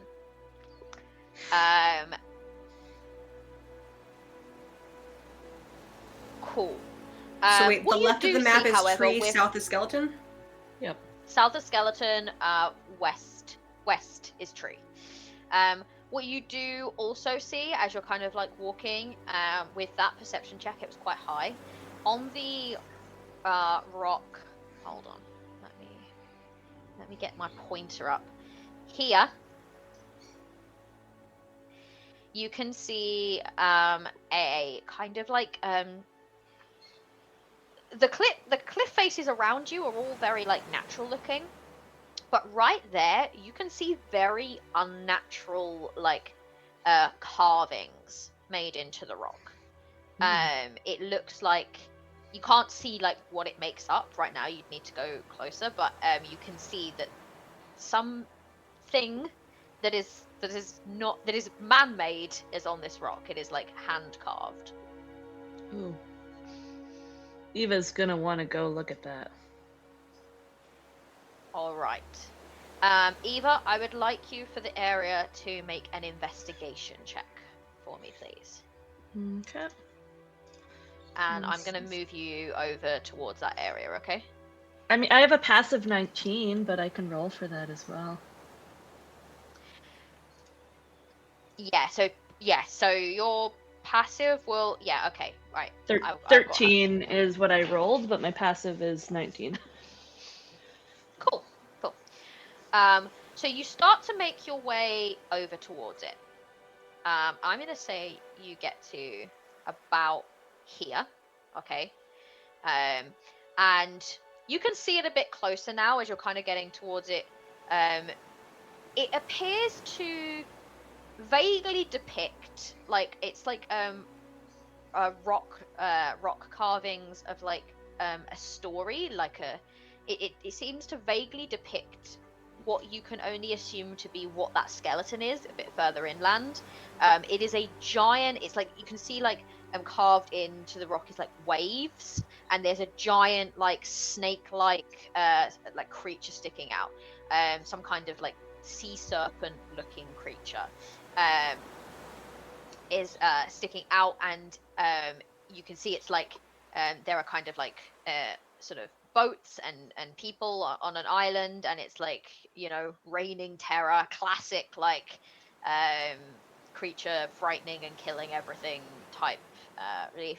And then the next one shows it and this island, and it kind of like in the middle of the island, and in that one you can see this tree. It is not blown over, it is actually upright, and it is this huge tree, and it is leaning in and sort of like nibbling at the roots of the tree. Okay, like it's eating. You're about to continue to look at the rest, but with your passive investigation, something about over here catches your eye. You can see these kind of like they look like sort of like smaller rocks in the sand. They're still quite large, one larger than the other, but it sort of looks like just a pile of rocks on top of each other, but they're kind of like glinting a little bit, like slightly strange colors, and that catches your attention.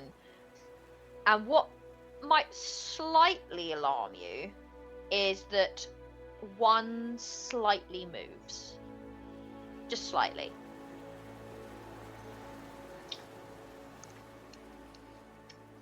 And so I will say that you probably stop in your tracks for now while you decide what to do about that. Yeah, I will stop and I will look at that and assess the danger. It's about 55 feet away from me. Would I be able to see anything with magical awareness in that direction? Have you got 60 feet? Mm-hmm. Yeah.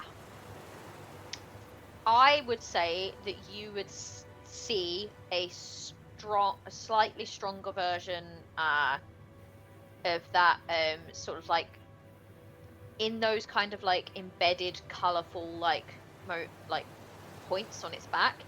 That like kind of like weird, chaotic. It's all of the schools of magic kind of thing. Kind of in it. But it almost looks like it's like reflecting off, like you could definitely mistake it as just colorful rocks reflecting off the sun. But Estrella, I call out. You know, I'm gonna be really loud about it. I will. Communication. Estrella, I have found something over here. It looks dangerous. The wild magic is captured in it. Okay, don't touch it. And I go running over because I'm. Evil will flail a wing and be like, "It moved! It moved! It moved!" Oh God. Okay. So, all right. So, Estrella and Callista, you are happily collecting shells along the coast. Kaliuk has kind of wandered off. Estrella's giving a big speech about the importance of like not touching anything and making sure that we're all safe, and there could be some kind of like weird, dangerous, chaotic magic here.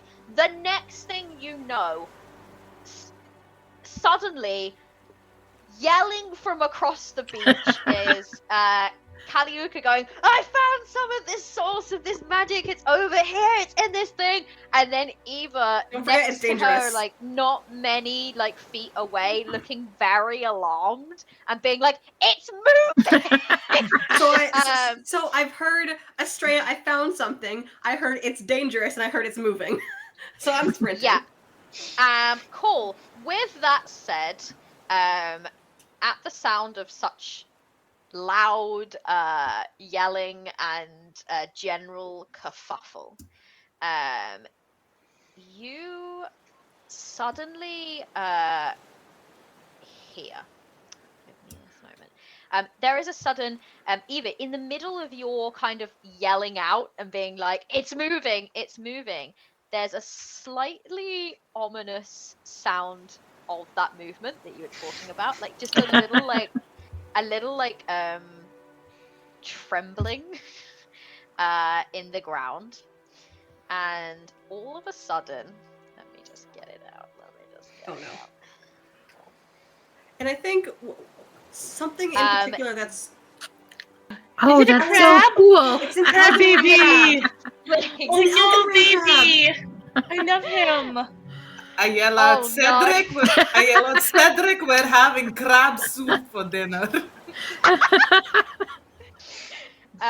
All of a sudden, the sand that's kind of like in amongst these rocks sort of starts to shift. It almost starts to shift in this kind of like pattern, and you hear this like hissing and this like oh god, I almost just like truly just made like the crabby Pokemon anime noise. This is like, you know, like the little you just hear like this like this like rumbling, and then this huge pincer just comes out of the ground, and like sort of like it walks its way out, and it kind of hisses. These little bubbles appear at its mouth. Equally, this one's facing the wrong way. It's not prepared for combat at all. You do get the sense that just from the way that they're kind of like shaking themselves off, that they were asleep. And your shouting just woke them up. And they make their way out. I would like everyone to roll initiative for me. I need you all to know that, like, as Estrella's like running over, what's going through her head is, oh gosh, I wonder what happens if we get into a fight, if we have to fight something. All I do is use magic, and then, oh god. I got 26.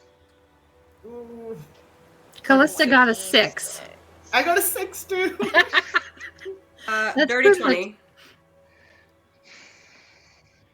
Got it. Okay, hold on. You're just shouting numbers at me. Yes. Don't Would have been do prepared that. for this. Funny enough, I think your dex might be higher than mine, Lulu. All right, let me roll for the. Let's see. Well, okay, that's great. That's I have great. a plus that 2 to is. my dex. I have a +1.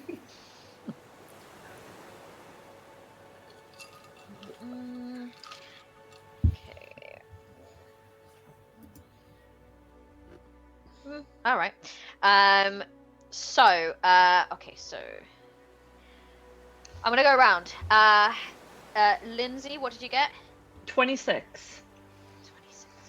And Lulu? 6. Callista is just still. I'm just gonna get some more shells. I just found a really pretty one. I'll be there in just one moment. Cool. And Kalyuka? 6 as well. Lower dex. Back Fantastic. completely turned, yelling back at everyone. Astraya? Dirty 20. Dirty 20. All right, perfect. So I need you to know that they rolled a nat 20 for their initiative, but they don't like have much in the way of dex. In fact, it is a minus. So that's slightly not worked out for them in this sense. But what that means is that you are going first, Eva. Excellent. So, That's what I these do. two creatures are now out. There appears to be one that's larger than the other. Might be parent and child, but they were kind of just chilling here. They've been woken up. They're angry, just like those hawks are. just pissing off all the local wildlife, basically.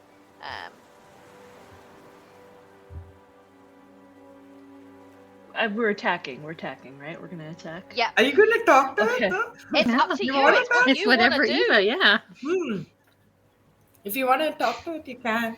I feel Estrella a little looks- less inclined to attack it, seeing that it's a mother and child, perhaps. Estrella Well, you looks don't know more that. analytical than Estrella looks more analytical than hostile right now. But also the last time that happened, we almost died from Thunderbirds, so grain of salt. Yeah. Oh, yeah. I will give you this because you're incredibly insightful, Eva. They look hostile. Yeah. Okay, thank you. That's what I needed to know. Okay. Thank you. Yeah. Do they look hostile? Okay. Yeah. And I don't speak with Hostile animals crabs. anymore, so.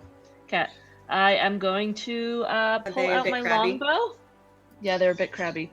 I'm going to take out the longbow and I'm going to shoot after what appears to probably be the mom one. Because, Cool.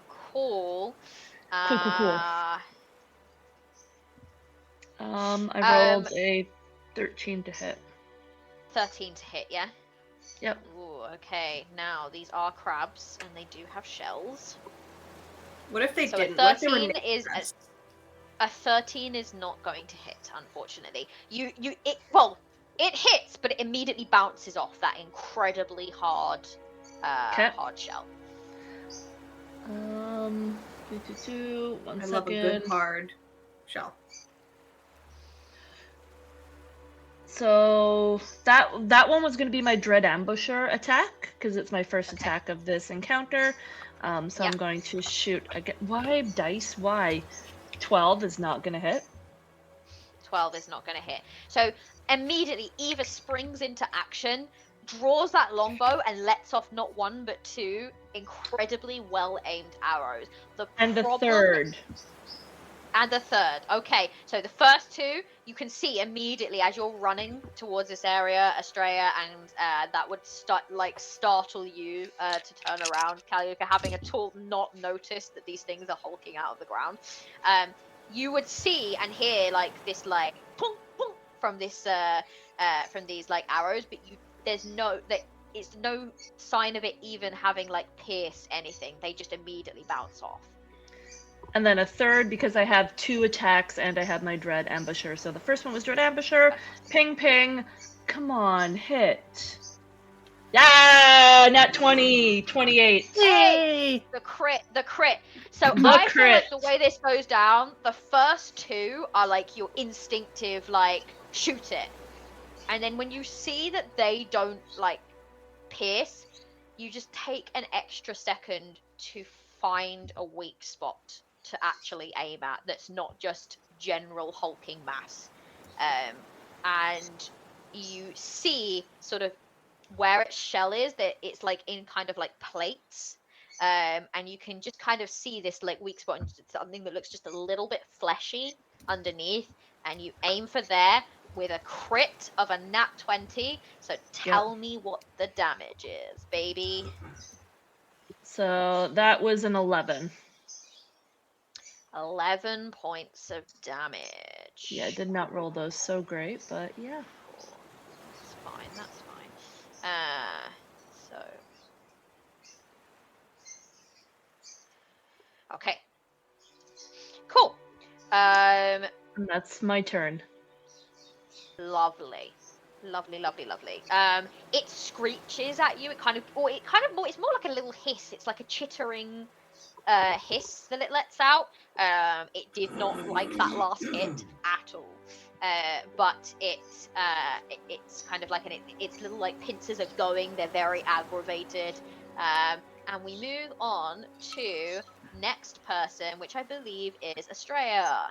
Hello, I've been doing a lot of measuring. I thought so. Yeah.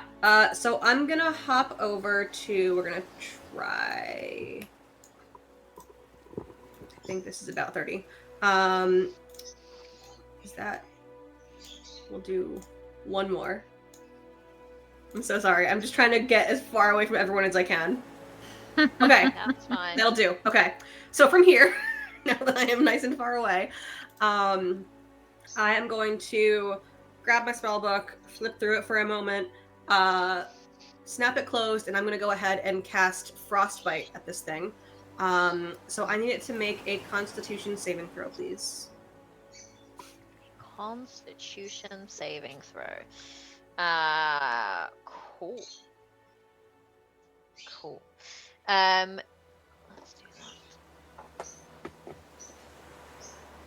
Super cool thing about Order of Scribed Wizards is that you can change cantrips every so often. So every now and then I'll just switch around cantrips between days. It's great. Nice. 15. Nope, that fails. So Okay. this mama, Parent. Yeah. parent, yes, takes 4 cold damage, and it has disadvantage on the next weapon attack roll it makes before the end of its next turn. Love it. 4 Watch, cold it's gonna damage, go yeah? next. So if it does something, then if it tries to attack someone, it can eat my entire ass. Oh, well, let's see. We're gonna eat its Let's ass. see. Astria, you okay. do not want to get crabs. Trust me. Yes. And whatever. Is this Kaliuka canonically saying that Kaliuka has had crabs? I'm just saying some things. And Better luck on whatever this. it adds to the magic charge, I am hoping that I am far enough away that if something happens, no one gets hurt. All right. Frostbite. Is that a cantrip? It is a cantrip, yes. Cantrip. Okay. So You Estrella add just to the charge. the ring glows. Y'all can see kind of like purple frost creeping up her hand, and then she shoots it at this crab. And hopefully doesn't eat shit from a wild magic surge. No, not yet. Watch, knowing our luck, the surge is going to be bringing the freaking like giant sea creature back to life. Look, don't say that too loud, or Cat might hear you. Don't give her I raise ideas. my hand with a mage hand, and it's like you can't even like see this creature. It's just like slowly clicking its way back to life every Oh single my time. god. Oh god, yeah, God, could you imagine that? Anyway, so Oh my god. so cool. You feel again not enough energy in that spell to like connect, but it's added to the and it is starting to like the air is getting more and more charged around you. Cool. There's this weird mix of I am scared but also very excited to know what happens here. Yes. Do also really quick, just a slight thing, Eva. Is your bow magical or not? No, I do not have a magic bow.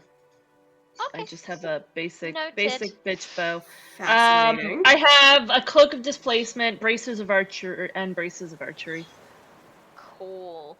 So those cool. might be. Cool. And can you read out the description of braces of archery for me just a moment? Yeah, while wearing these bracers, you have proficiency with the longbow. Okay, so maybe not. No, I don't think they're magic. While wearing these bracers, you have well, I think they are technically magic. I'm just trying to figure out if they have a passive or like a passive effect.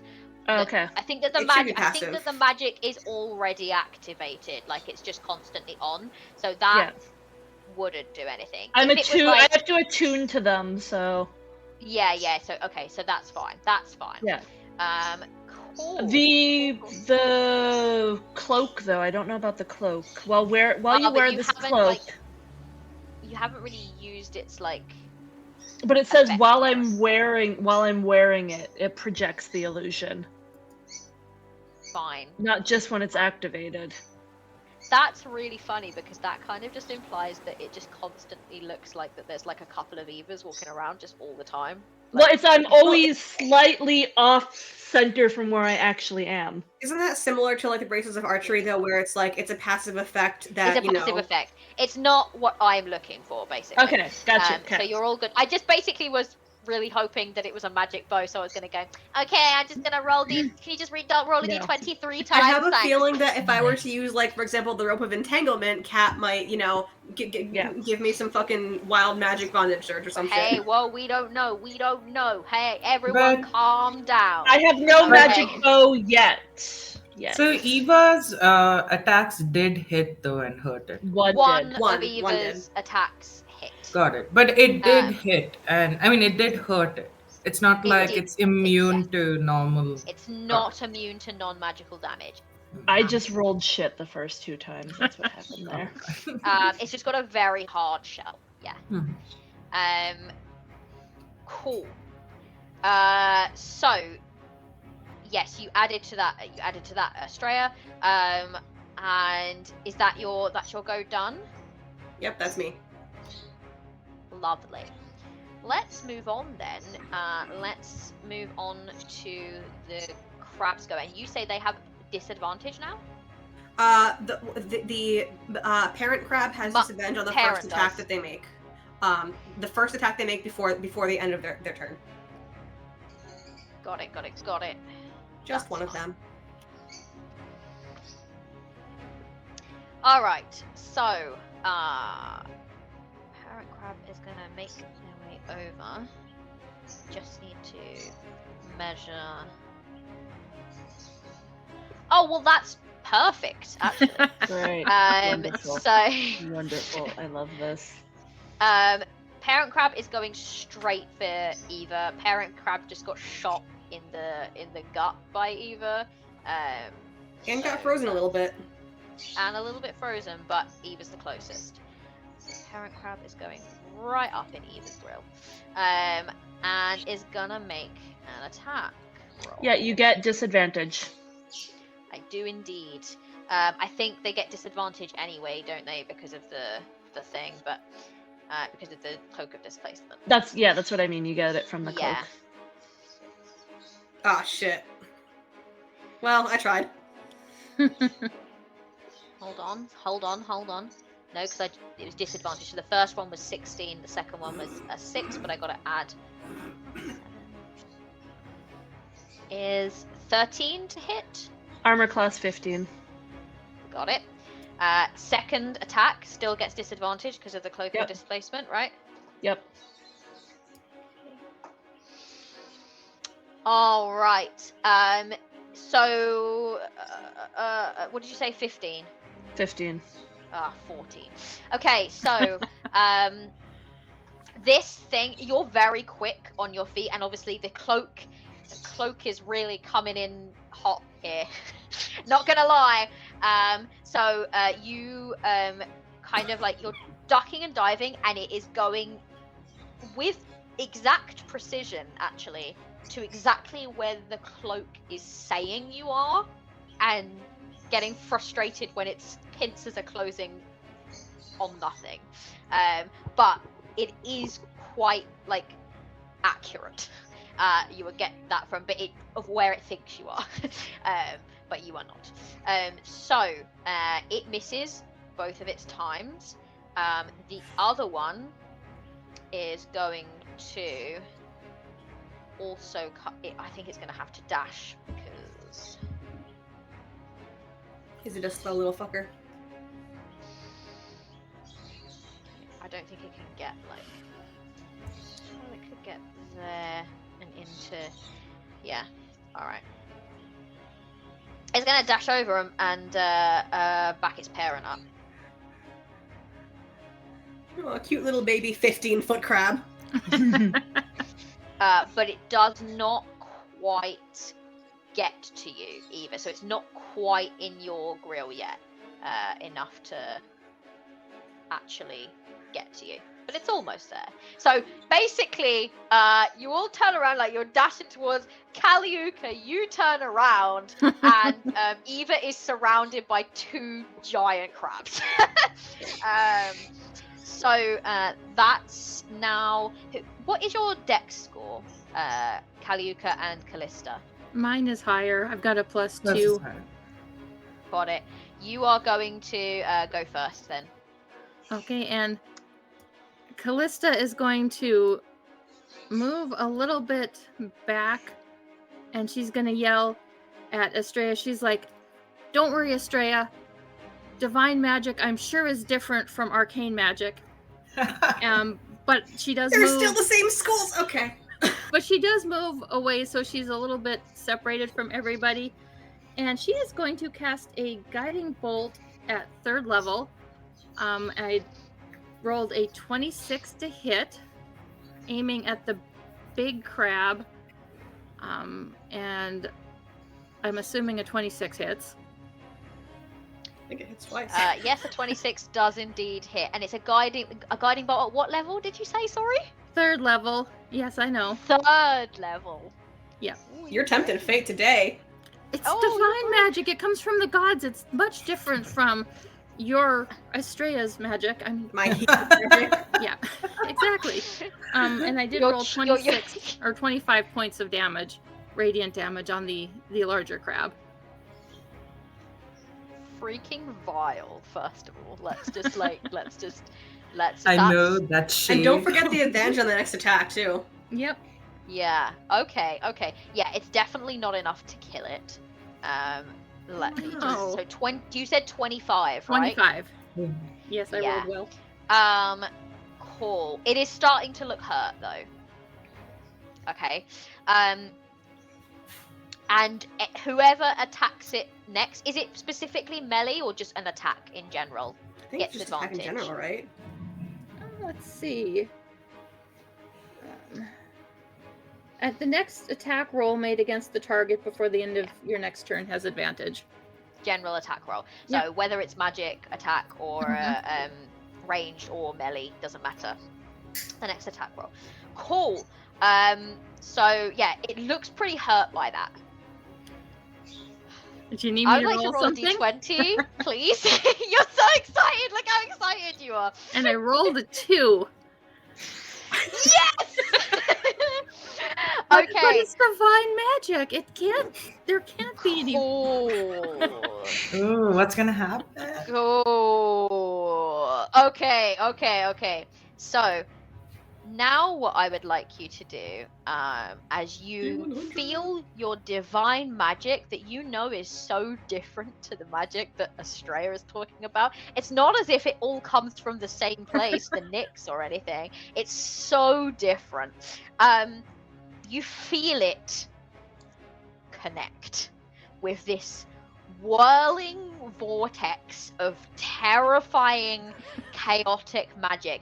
And I think that those of you that are a little hello Millie, hi, I know you come for the best bit, but you're going to come and sit on my lap for a moment. Not only those of you that are kind of magically inclined, or that have already kind of connected and felt this thing, I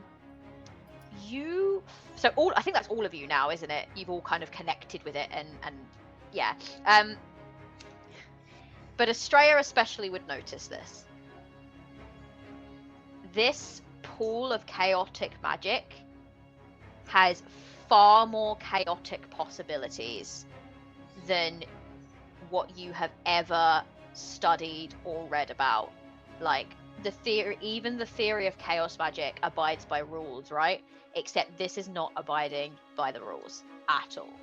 None of what you are feeling in this moment as Lulu connects with it, and it sort of sends out this shudder throughout the whole island, makes any sense with the rules of what you thought, how you thought this would work. So now I would like you to roll another d20 for me. Lulu. Okay. 13. 13. We love that.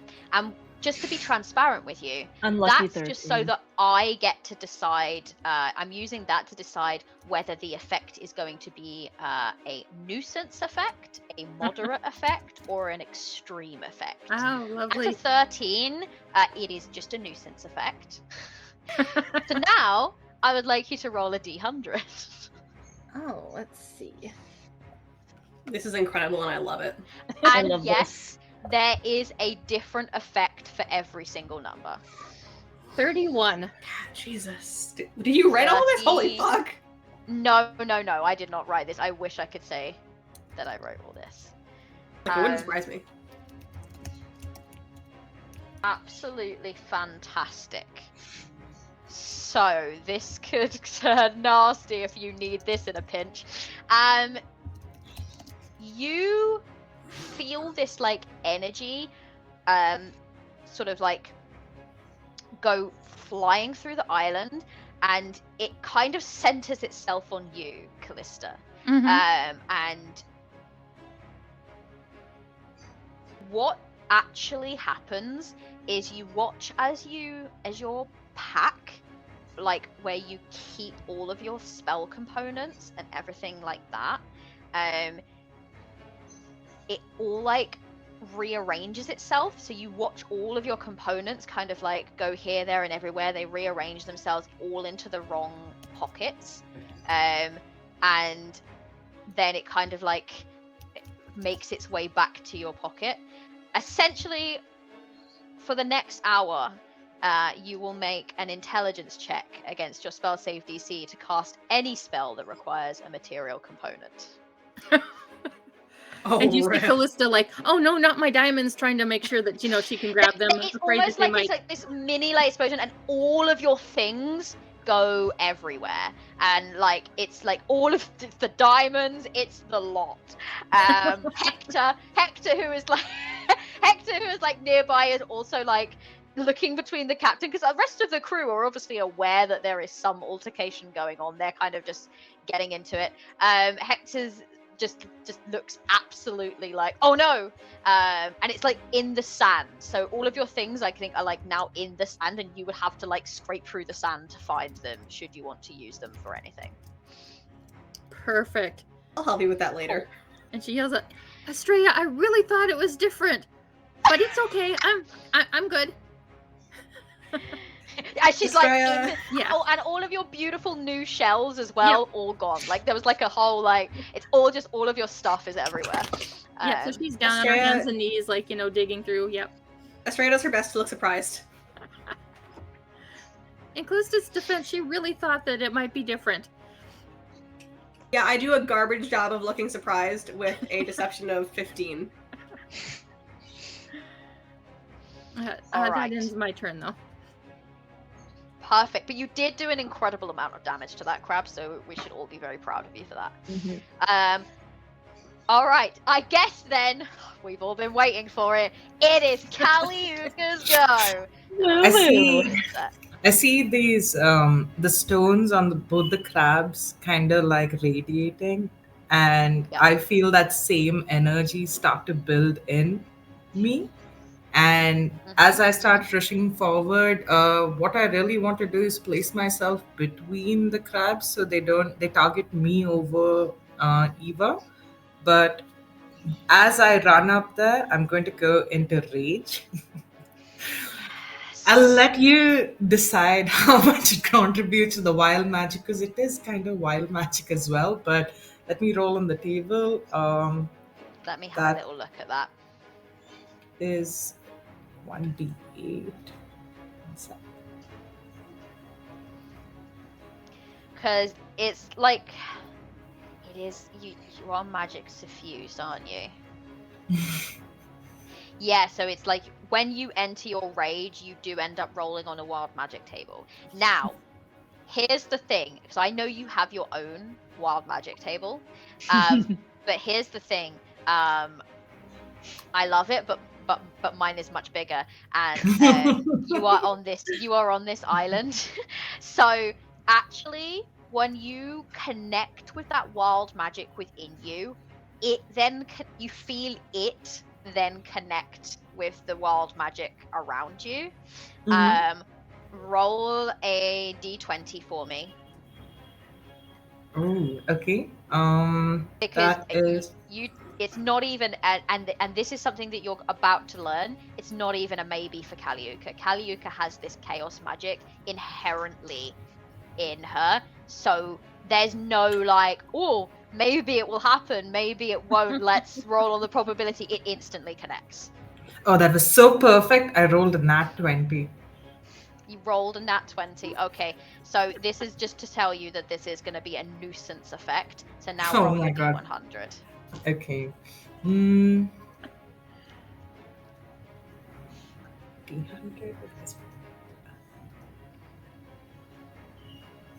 That's a 2.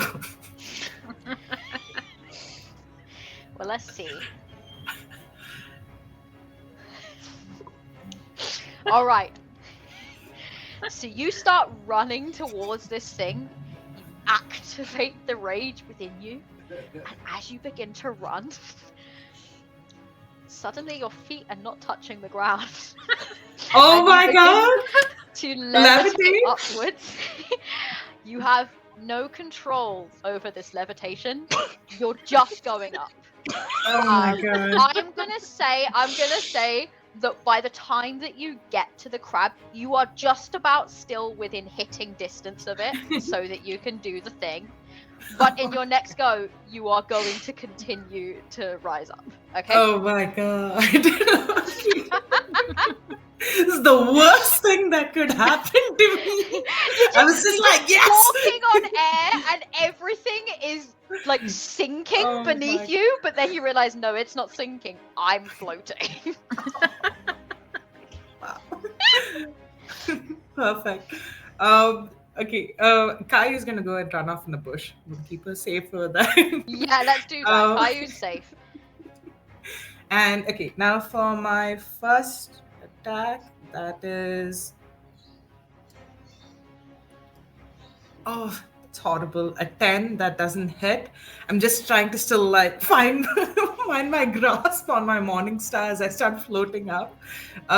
My second attack.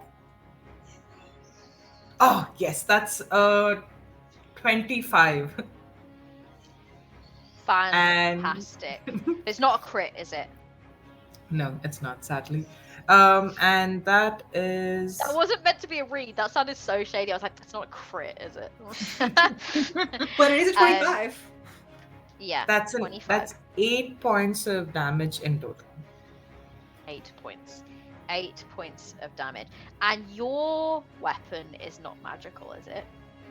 No, it isn't. But because if I'm enraged, does it add anything? The rage has already had the Hmm. effect. I don't need you to like every single time, but if you were specifically using a magical weapon, it would be like with every, especially if it's got something that's like got charges and stuff. But yeah. No, my bad. It's just anyway, just +2 to the melee damage. Yeah, I was just wondering if it does anything. Got it. Alright. Yeah, and that's my turn. That's your turn. So 8 points you said, didn't you? Cool. So then we get back to the top of the round, which is Eva. Eva, wait, so what do you see? There was like a bit of a kerfuffle behind you. Callista appears to have dropped everything that she owns, and is now currently rifling through the sand. You hear Kaliuka come, stomp, stomp, silence, silence, silence. You see her And then float you by. see her float past you. Cool. What are you doing? My bonus action, I am going to cast Cypher Strike. Got it. So that gives me, I get an extra 30 feet of movement, plus I don't invoke opportunity attacks. Got it. And you're getting hell out of dodge, I take it. I'm gonna get the fuck down over here. Yeah, love that, because you can run quite a lot with that, can't you? Yes, I can do 65, I think. Yeah, Zephyr Strike is Altogether? sexy. Yeah. Yeah, I also get advantage on my next attack, and it deals an extra 1d8. Oh, just roll for me real quick, Kumi, Yep. because you Oh. you were the next person to attack after Callista gave advantage. So Oh, you yes. don't get a crit. Oh, yeah. So just roll again just to see if you get a nat 20 for me. Done. No, I got a No. 15. Is Does it 15 hit? 15 in all? Is it a 15? No. Yes, because you only hit once, didn't you? But Yes. you could actually hit twice. So hit again for me. Do another lot of Okay. damage. It's D8 Because that would have again. been your first one, which you like failed, but I rolled the You would same succeed. thing, so that's 8 total. 8. So Got I it. mean, sorry, that's a 16 total on the damage on my turn. Got it.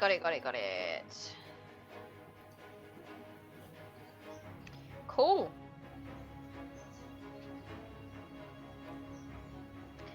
Yeah.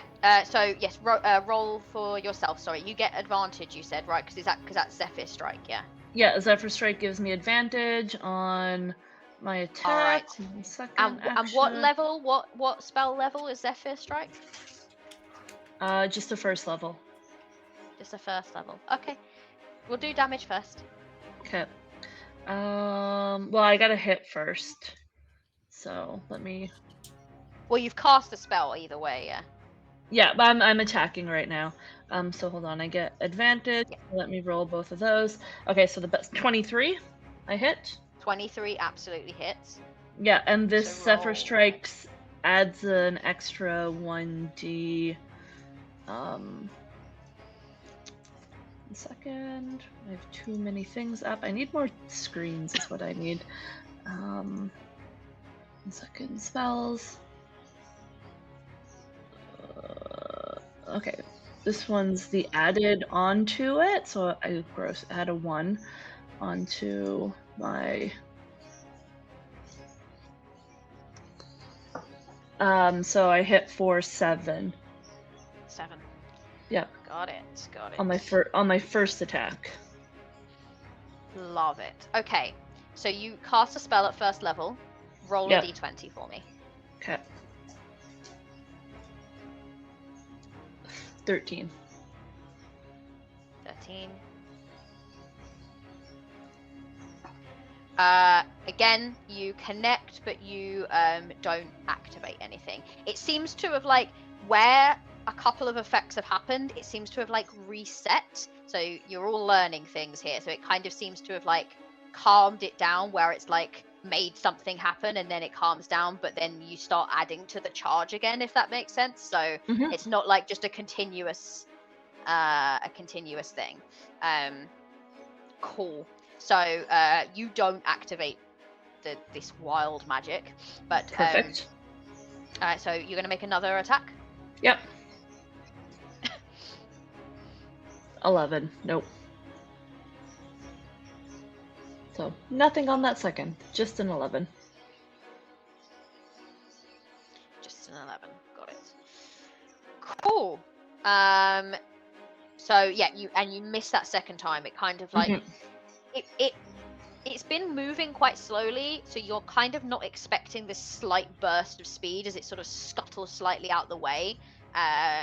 It seems to have a bit of a lock on you, though it is somewhat distracted by this flying entity around it, but it's that has caught its attention for sure, and it's like snapping frustratedly up towards Kaliuka. Cool. That's your go over then. Yep, that is my go. We're gonna move on to Estrella. Fantastic. Quick question: how beat up is Big Boy looking? Perrin is looking pretty beat up at this point. Yeah, not like.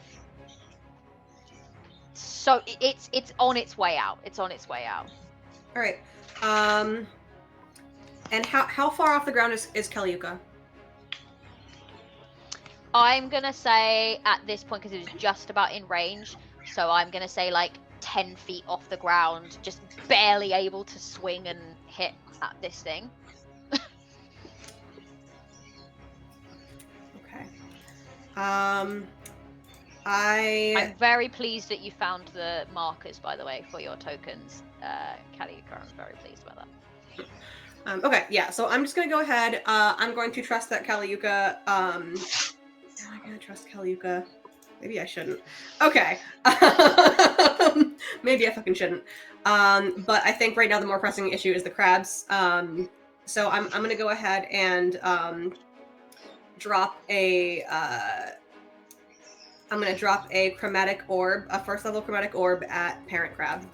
And I'm going to use lightning damage. Shockingly enough. What? First level, also, yeah? Yes. And I'm going to scoot back this way because I do have a 90-foot range. Okay, cool. So let's see if I can do a smackaroonie. That's a large number. That is a 26 to hit. 26 to hit. That will hit, yeah. That definitely hits. Fantastic. I'm also going to use my Karanos Piety effect once to do a little bit of extra lightning damage as well. Okay, cool. So it'll be 3d8 plus 1d6, and hopefully it'll die.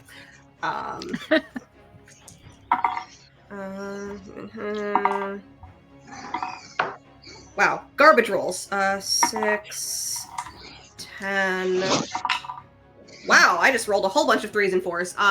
That's 14 lightning damage to this fucker. 14. Oh, yeah, so close. It's basically out now. Like, it is screeching. Bits of its shell have kind of like come off, and there's much more of it exposed than there was. As you do that, you did your first level thing, so roll a d20 for me. And I would actually like you to roll 2 d20s because invoking Karanos' effect, which is also a magical effect. It is an 18 and a 9. Okay. So, with the 18, you're all good. With a 9, less good. You finally feel what it's like to connect, and you see it. And I think, like, the student in Estrella would be absolutely fascinated with just, like, this feeling, because it is the feeling of raw Nyx magic, like, flowing through you. But it's also, in its own way, terrifying because there is no control over it. You have no control over what is happening right now. You just gotta let it happen. I would like you to roll a d20 for me. 17.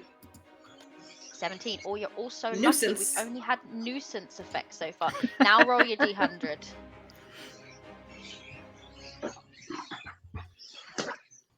So close. 64. I know exactly what you were aiming for there.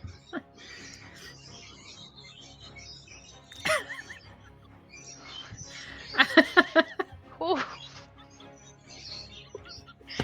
Okay, cool. That is a concerning sound that just came out of your mouth. No, this is going to be the worst thing you've ever encountered, Estrella, I swear to God. But specifically, Estrella is going to hate this. You feel this magic take hold, and you're waiting for the explosions, you're waiting for the lightning, you're waiting for something terrible to happen, you're waiting for you to be catapulted 3 feet into the air, and nothing happens, and you feel the magic dissipate and the charge reset, and you're like, what's going on? You look around you, nothing's happened. You look down at your spell book, and you can't read a single thing that is written in front of you.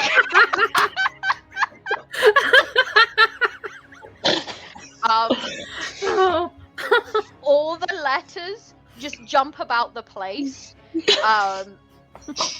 You have no idea how long this effect is going to last for you. Oh no, magical dyslexia. Oh no. I think I just can't read anymore. Fun little bit of Theros lore for all of the players who might not know this, except Jen, who does. You get your first taste of what it might be like to be Cassian. Just a bit. You get your first taste of it. You've aided him with this for quite some time now, but now you're seeing what it's like, and it's frustrating, especially for you, a learned student whose entire magic comes from reading a book. Now, is it just gibberish, or is it like I can tell there are words, I just can't get them to stay still? You can't get them to stay still. Yeah. Yeah. So, there's that. Cool. This is the funniest shit. Right, so then we get to the crab's turn. They're gonna make that crab is gonna screech loudly. And I'm gonna actually go for little baby crab first. It's gonna screech. The parent crab is gonna screech, and baby crab is going to actually there's a sense of hesitancy about it, but is actually going to disengage and start basically dashing its way towards the water. It's frightened, and parent crab is probably trying to protect it, so is My basically heart! holding- Why did we do Yeah. this? I Why know, did we do I this? know. Actually, you know. I know. I'm sorry. But baby crab might get away. So that's gonna be dashing, isn't it? So let's go measuring. Oh yeah, baby crab can get quite away. Cool. Not the quickest mover, but is basically making its way now to the water. Under strict instruction, I think, from its friend or its parent or whatever. This crab, however, is going to take its final stand against Kaliuka in the air. 2 attacks. Does it get disadvantage because I'm floating about? It doesn't, because it's still within reach. 15. 15 doesn't hit. Okay. Oh, that will hit though. That's a 21. 21. Yes. Cool. So you are going to be hit. You might not feel quite so sorry for it for long because it's got quite a difficult hit. Actually, I think it might help you out a little bit. Yeah, like, is it gonna, like, hold her there? You. So, what it's also- gonna do? And what sort of damage does it deal? It's gonna be. It's just bludgeoning damage. Straight Oh, bludgeoning so that damage. would I think be that halves half. it. Yeah. Yeah. But it's still quite a hefty hit. So.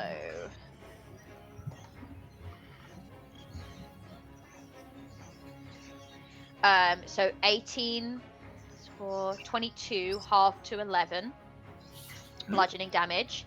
And you are now automatically grappled, which helps you actually because you're not floating anymore. So it's got hold of you and it hurts, but like you're not floating, and in a way that's better. Cool. And that's the end of. Oh no! Wait, it can. Oh no! It didn't hit the first time, did it? Okay, so that's the end of its go.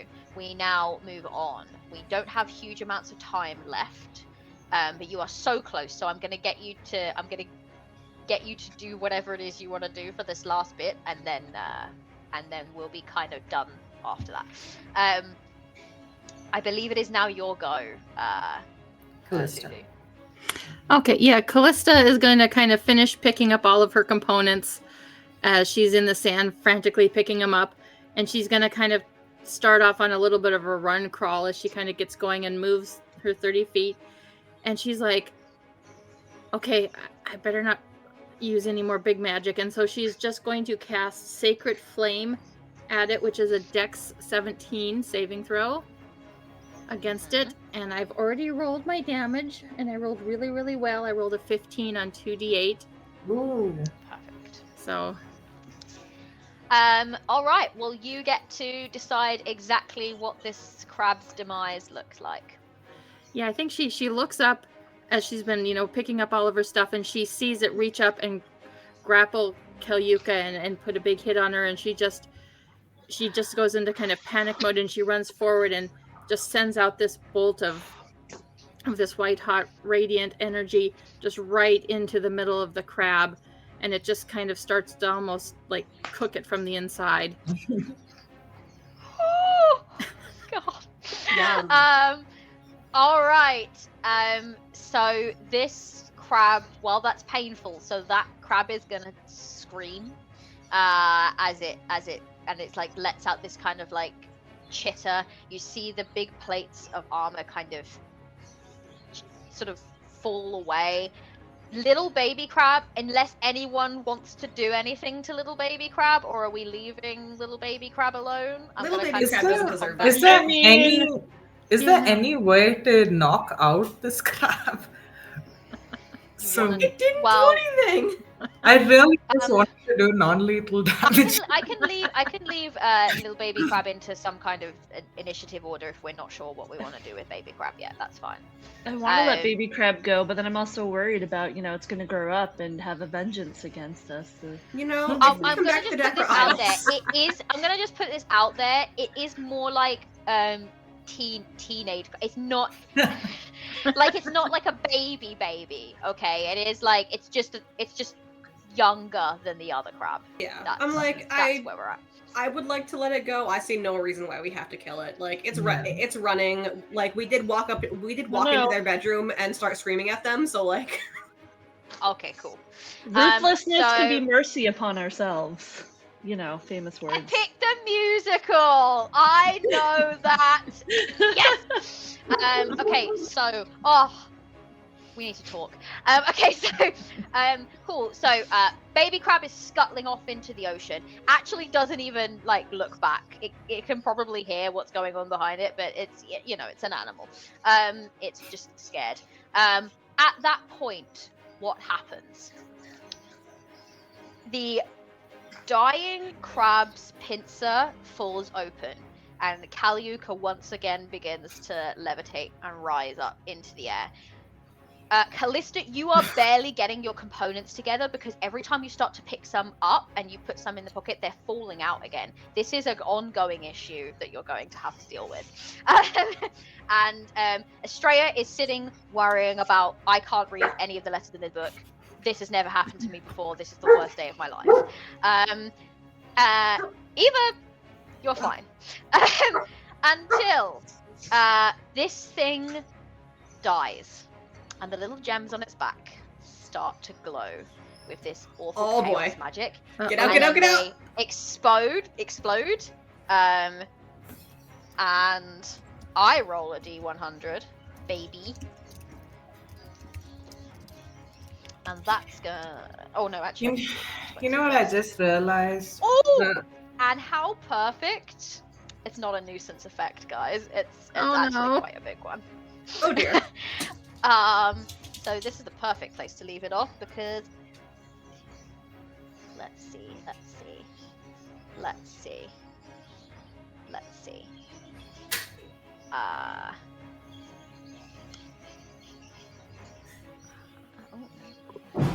I also realized that prior the hawks were staring at us and said, as long as you're in your side and we're in our side, it's cool and you don't come up here. And now Caliuca is just levitating Going up there. towards the hawks.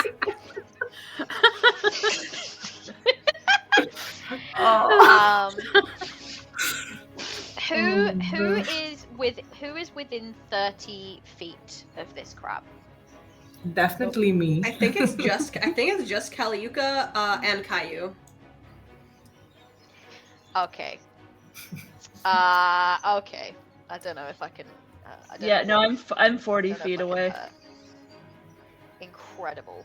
So it's actually just Caliuca. I'm gonna give Caillou a little bit of plot armor for the Yay. fact that I don't actually think that Caillou has enough hit points to necessarily withstand this. So Caliuca, you take 16 points of necrotic damage. And you are floating. You fly back 20 feet, but still floating up. So Caliuca is like a balloon that's been let go of right now. It's just kind of like going up, but is kind of going back towards the party, if that makes sense. And with that in mind, we will leave the session there. Thank you all so much for joining us. We are definitely going to be starting the next session in a chaotic way. And I can only imagine the chaos is going to get worse. I'm going to get everyone to really quickly go around. We won't spend too long on this. Let's do chaos. Let's do random this time. Let's go with Jen first. Hello, hi. Hi, I'm Jen. I have been your friendly local Estrella who now can't read and is freaking out about it. I can be found on pretty much all the socials as Jenburb. Yep, that's me. Fantastic. Short and sweet. Next up, Lulu. Hi, I'm Lulu. I've been playing Callista, the party's cleric/rogue, and it is very on point that she can't keep any of her spell components in her bag because that just sounds like me and my keys on any given day.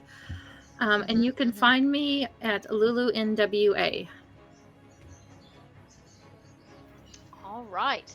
I'll go next because we're going full chaos. Hi, I'm Kat. I have been the game mistress. I am a writer and Twitch streamer. And my next Twitch stream is going to be a co-working stream on Wednesday in the evening of UK time. So please come and join me to do that. And I'll leave it there. Let's do Lindsay next. Hello, everyone. I am Lindsay. You can find me online as Chunky Chickadee. And if you follow me, the next 3 weeks are going to be spent chaotically getting ready for the World Cosplay Summit preliminaries for Canada, which I will be competing in. So wish me luck. I believe that we don't have you with us for our next session, do we? Yes, unfortunately, the next game I can't be there because I have stage practice for my competition. So I will not be in attendance next game. Okay, perfect. And I think, who have I not done? Oh no, this is what happens when you do chaos. Is it Kumi? Kumi, I haven't done yet. As I float away. Hello everybody, I'm Kumi. You can find me at Kumi Curiosities. I have a little shop here in India. I'd like to shout out to the Infinite Tavern podcast. They are one of the finalists in the Crit Awards this year.